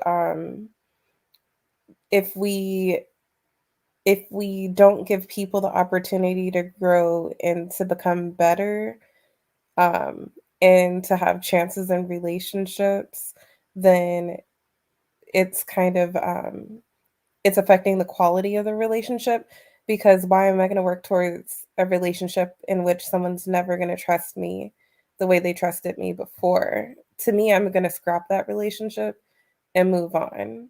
Yeah. And then, like, another thing that I'm thinking about is just, and this is something I'm going to have to work through for a while. Like, I'm going to be thinking about this for a good minute. But like with trust, we always talk about trust as if something that you can build or you can take away from, as if it's like just like this thing that's like innate and like you're pulling from it and you're giving to it. But to me, trust is more like an action than a thing. And to me, trust is a continuous choice. And you can choose to trust somebody whenever you want to. Because when I thought of trust as something that was either given or taken from me, when my trust was taken from me, I didn't think I was capable of trusting. And what I realized over the years is that I have to choose to trust people. And yes, you don't want to choose to trust the wrong person multiple times. Like I think more than one time might be okay, but to each their own. And 2 minutes. So, thank you. I have to respond though. I don't think of trust in that way. I think I think of trust in terms of the things that you are willing to divulge. And while I can trust you on one hand,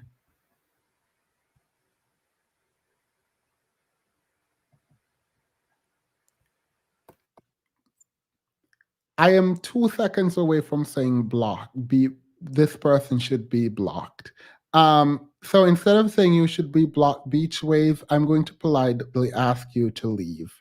Um, this has been happening for a while, and I think that you are on a mission to be harmed by to be harmed. So I think you come here and you are hurt by being here, and I don't know why you continue to come, because it feels like you are finding the worst conclusions, and I feel a kind of pain watching you sort of do this every single live stream where you are hurt and you're hurt and you're hurt, and it's like at some point it's my responsibility, I feel, to tell you that you don't have to be here. Um, and I say this with a hard heart because I know your name and I see your name in almost every live stream. So you are always here. And I don't want you to be hurt. So please, I'm not responding to this because this is foolishness, like absolute foolishness, in my opinion. Um, but it's not the content necessarily, it's you. I think you need some time away. Um, I think you should take some time away, because like to write this is to be like disturbed a little. Please take some time. Like please take some time away. But LB, the trust. When I think about trust, I think about what can I trust you with? Not you, but like a person. And with my colleagues at work, I trust them with this. With my friends, I trust them with certain things. With my family member, I trust them with certain things. With my partner, I trust them with other things, right? And so for me, it's important that I am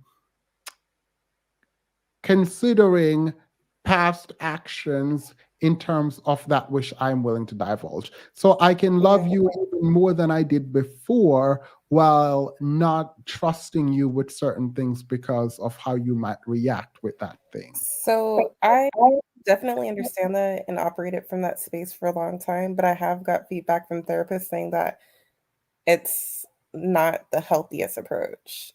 Oh, And well, your therapist and my therapist I disagree. know that's crazy. I kind of want to go to another therapist just to see what else is out there as far as opinions.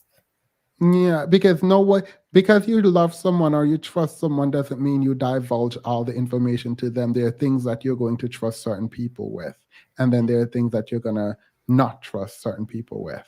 Yeah, So, I think my situation's unique because I literally was in a place where I trusted no one with anything. oh yeah, no. Yeah. Yeah. But thank you. All right, go ahead, passionate. Hey, can you hear me? I don't know that Yeah. we ever did get to talk about Master P and the money issue, but I will say this. We did kind of. He should give his son the Yeah, money back. We kind of brushed over it and said, "Yeah, give yeah. your son the money," and you're wrong if you Yeah, have the money. yeah, because I know that, as a kid, I was the first generation that went to college. So as a child, I worked with my mother. She had housekeeping jobs with an attorney office at a bank and some of the bank of, officials. She worked at their house. I went to all those jobs. I got nothing. I got jack from the age of 12 years old. I was putting my hands in people's toilets and scrubbing them clean. I got nothing. And so for Rumor to say, oh, my dad should have had 25. I got jack for cleaning for years. And so, but one thing I am grateful for is the fact that because I was working as a housekeeper and as a maid, and I got nothing for it, it instilled in me the fact that, you know what, this is not what I want for me. I'm not selling for this. I'm going to school so I can get more. So I'm appreciative the fact that I got nothing, because it let me know that I wanted to do more. So if Romeo worked and got nothing and didn't aspire to do more, that's on him, not on his dad, because he would I have been in those disagree with you places there. without his dad. No, because I feel like, my opinion is at the most, his dad should have put half of it away for him.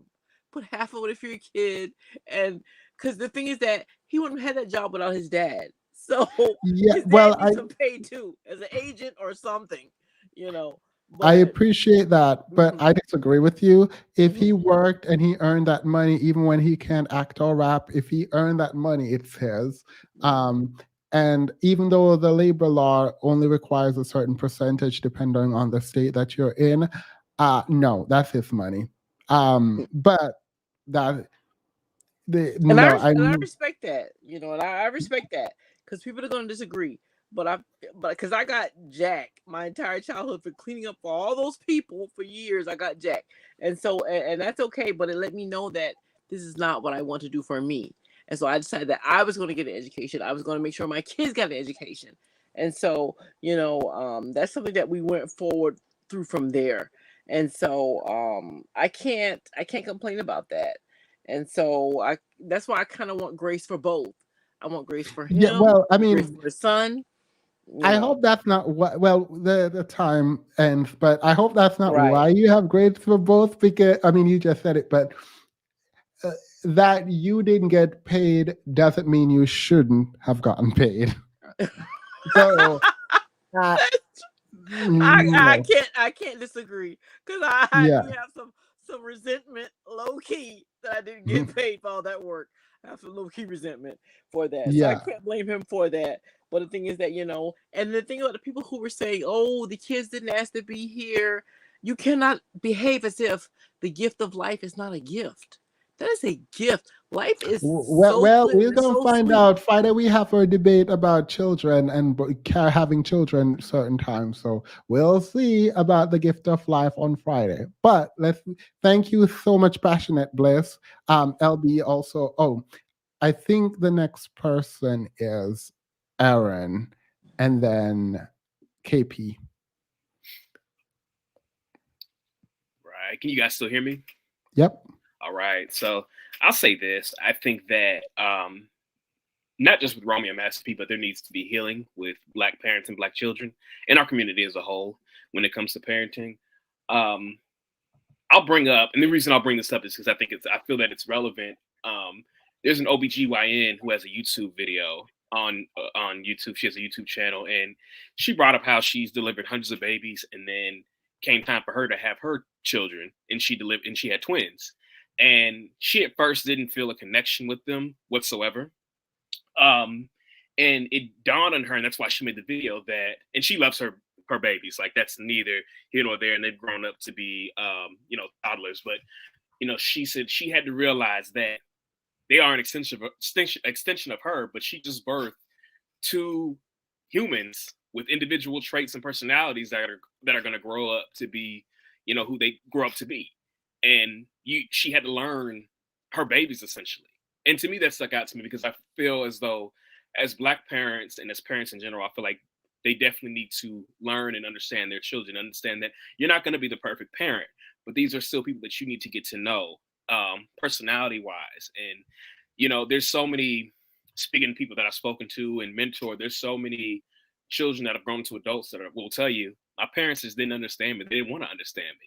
They only wanted to raise me how they saw fit and didn't realize that it was damaging. But at the same time, they do give their parents grace and will say they did the best with what they could. Now, how do we make it better? And I'll close on that. Thank you. I appreciate that. I love that statement. KP. So Thank I you, Aaron. respect everybody's opinion on the panel. This was a very, very good discussion. I do want to say that I hope Romeo and Master P get their differences in line and come back to a good place, because even though we know there's a lot of imperfections and flaws in every family, they were a family that the Black community looked up to in terms of creating a legacy, keeping it going, creating businesses. I mean, that's not something that we see every day. So I really hope they get back to a good place. I will leave on this quote that I found.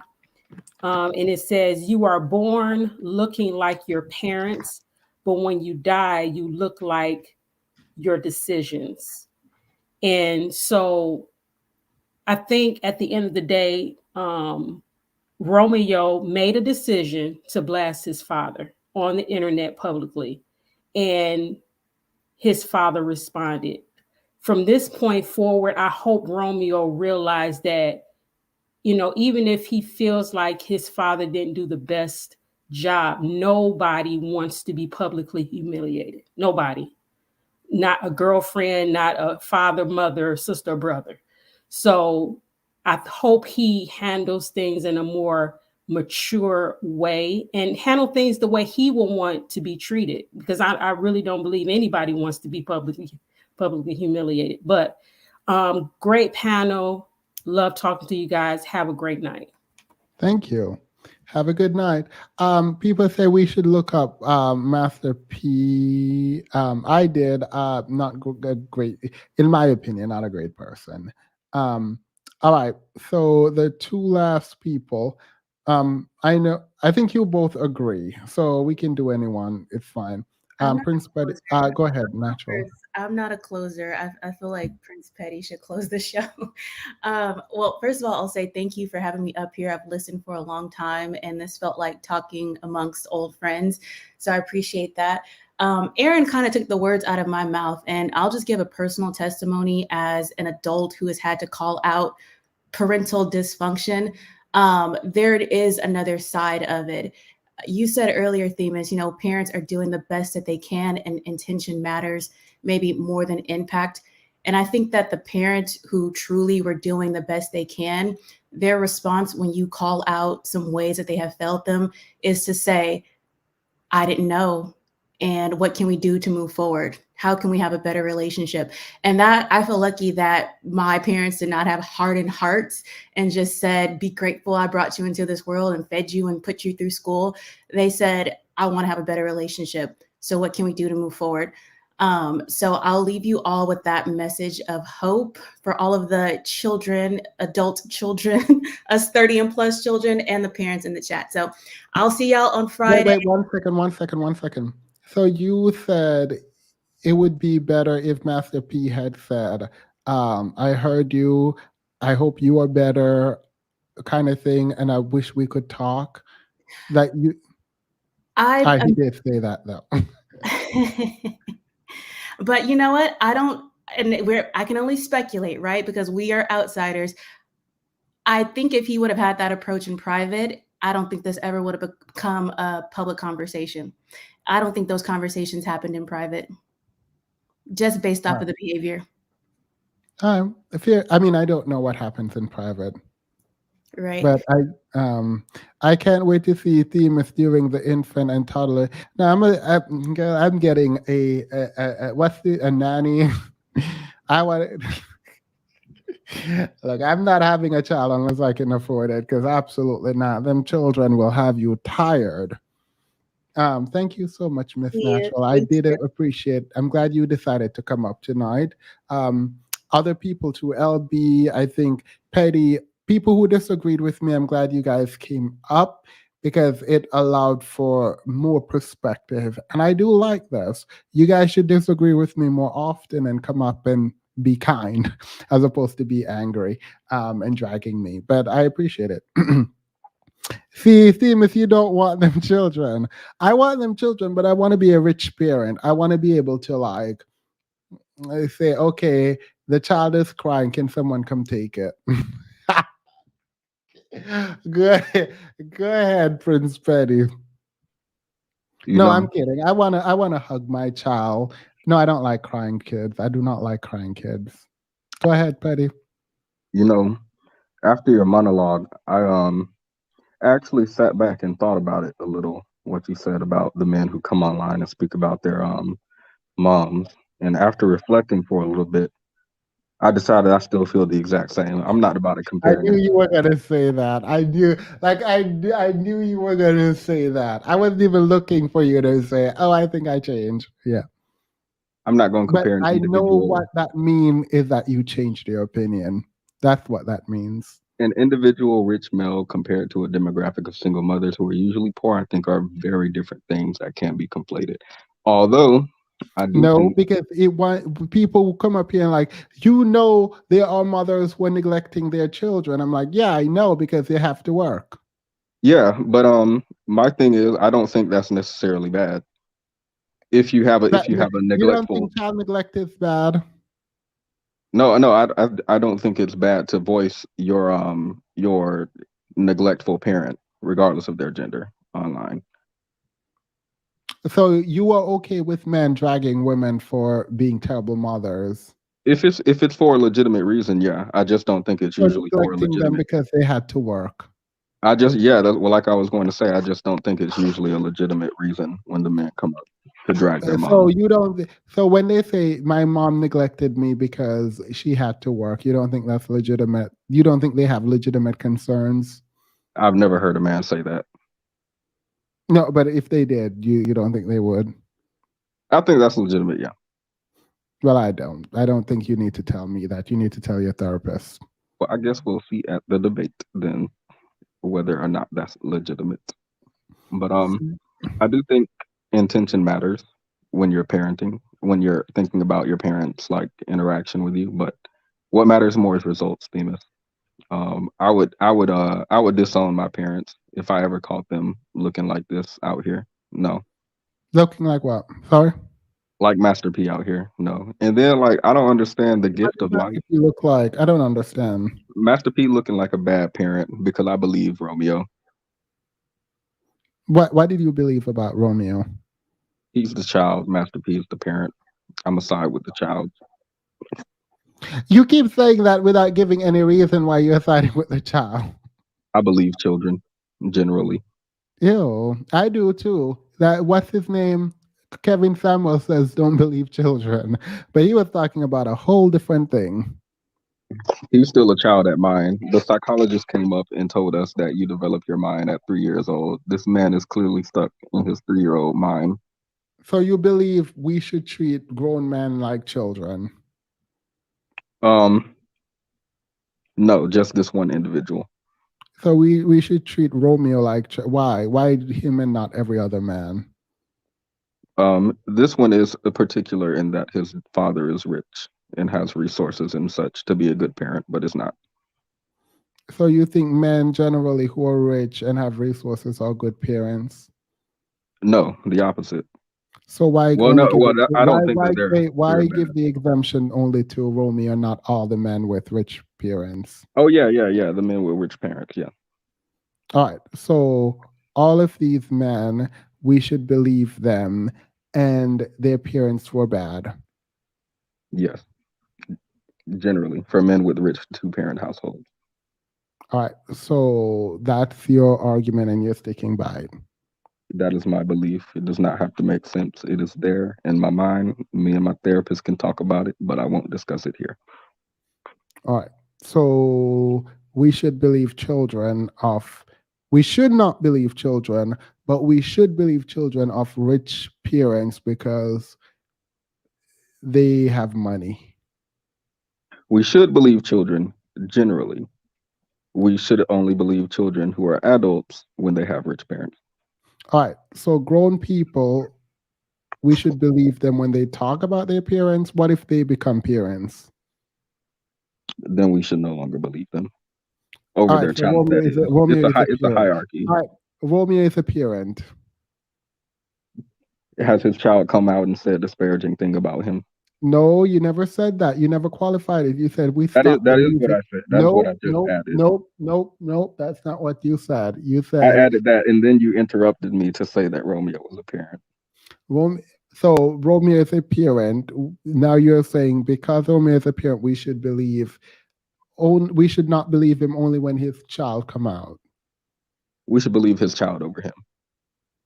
All right. Assuming he's rich. We don't know apparently the Master P did not make money after 1990, and it's been 30 years, so we don't know that they're rich anymore. Well, wouldn't that go against your argument? Because now Master P is poor. He's not a child. He's not a rich parent. So should we believe Romeo still? In that case, I do not know. All right. So if we find out Master P is not rich, we can believe him instead of Romeo. Absolutely. All right. Sounds like a sound argument to me. I wish the whiteboard was up and ready because it feels like this was a whiteboard moment. I do take issue with the gift of life business. This is definitely giving boomer. This is definitely giving I'm old. I don't understand kids these days because it gives y'all don't talk to or love your children, because if you did, you would know that Gen Z definitely do not consider life a gift. Like, we don't at all. Oh, you're one of those people who came up here and talk about how it would be better to not be alive. No, that was not me. It feels like you're giving the same thing. That's what Gen Z gives in general. So I don't know why y'all up here talk about I gave you the gift of life. Ma'am, I'm a whole younger than millennial. We do not consider life a gift at all. Sounds like all your life you had to fight. Exactly. You owe your child everything and they owe you nothing. So no, you do not get praise for feeding and clothing a child, and you do not get taken care of when you're old. Mm-hmm. That's all. Every man for himself. Well, you heard it from Petty. You children should continue to be parasite forever because you didn't ask to be here. Period. All right. Well, on that terrible note, we're going to say good night, farewell to you, my friends. So long for now until we meet again. It's been great to sing and play together in the box, and now it's time to say goodbye. I hope someone got that reference. If not, I look like an idiot. Bye.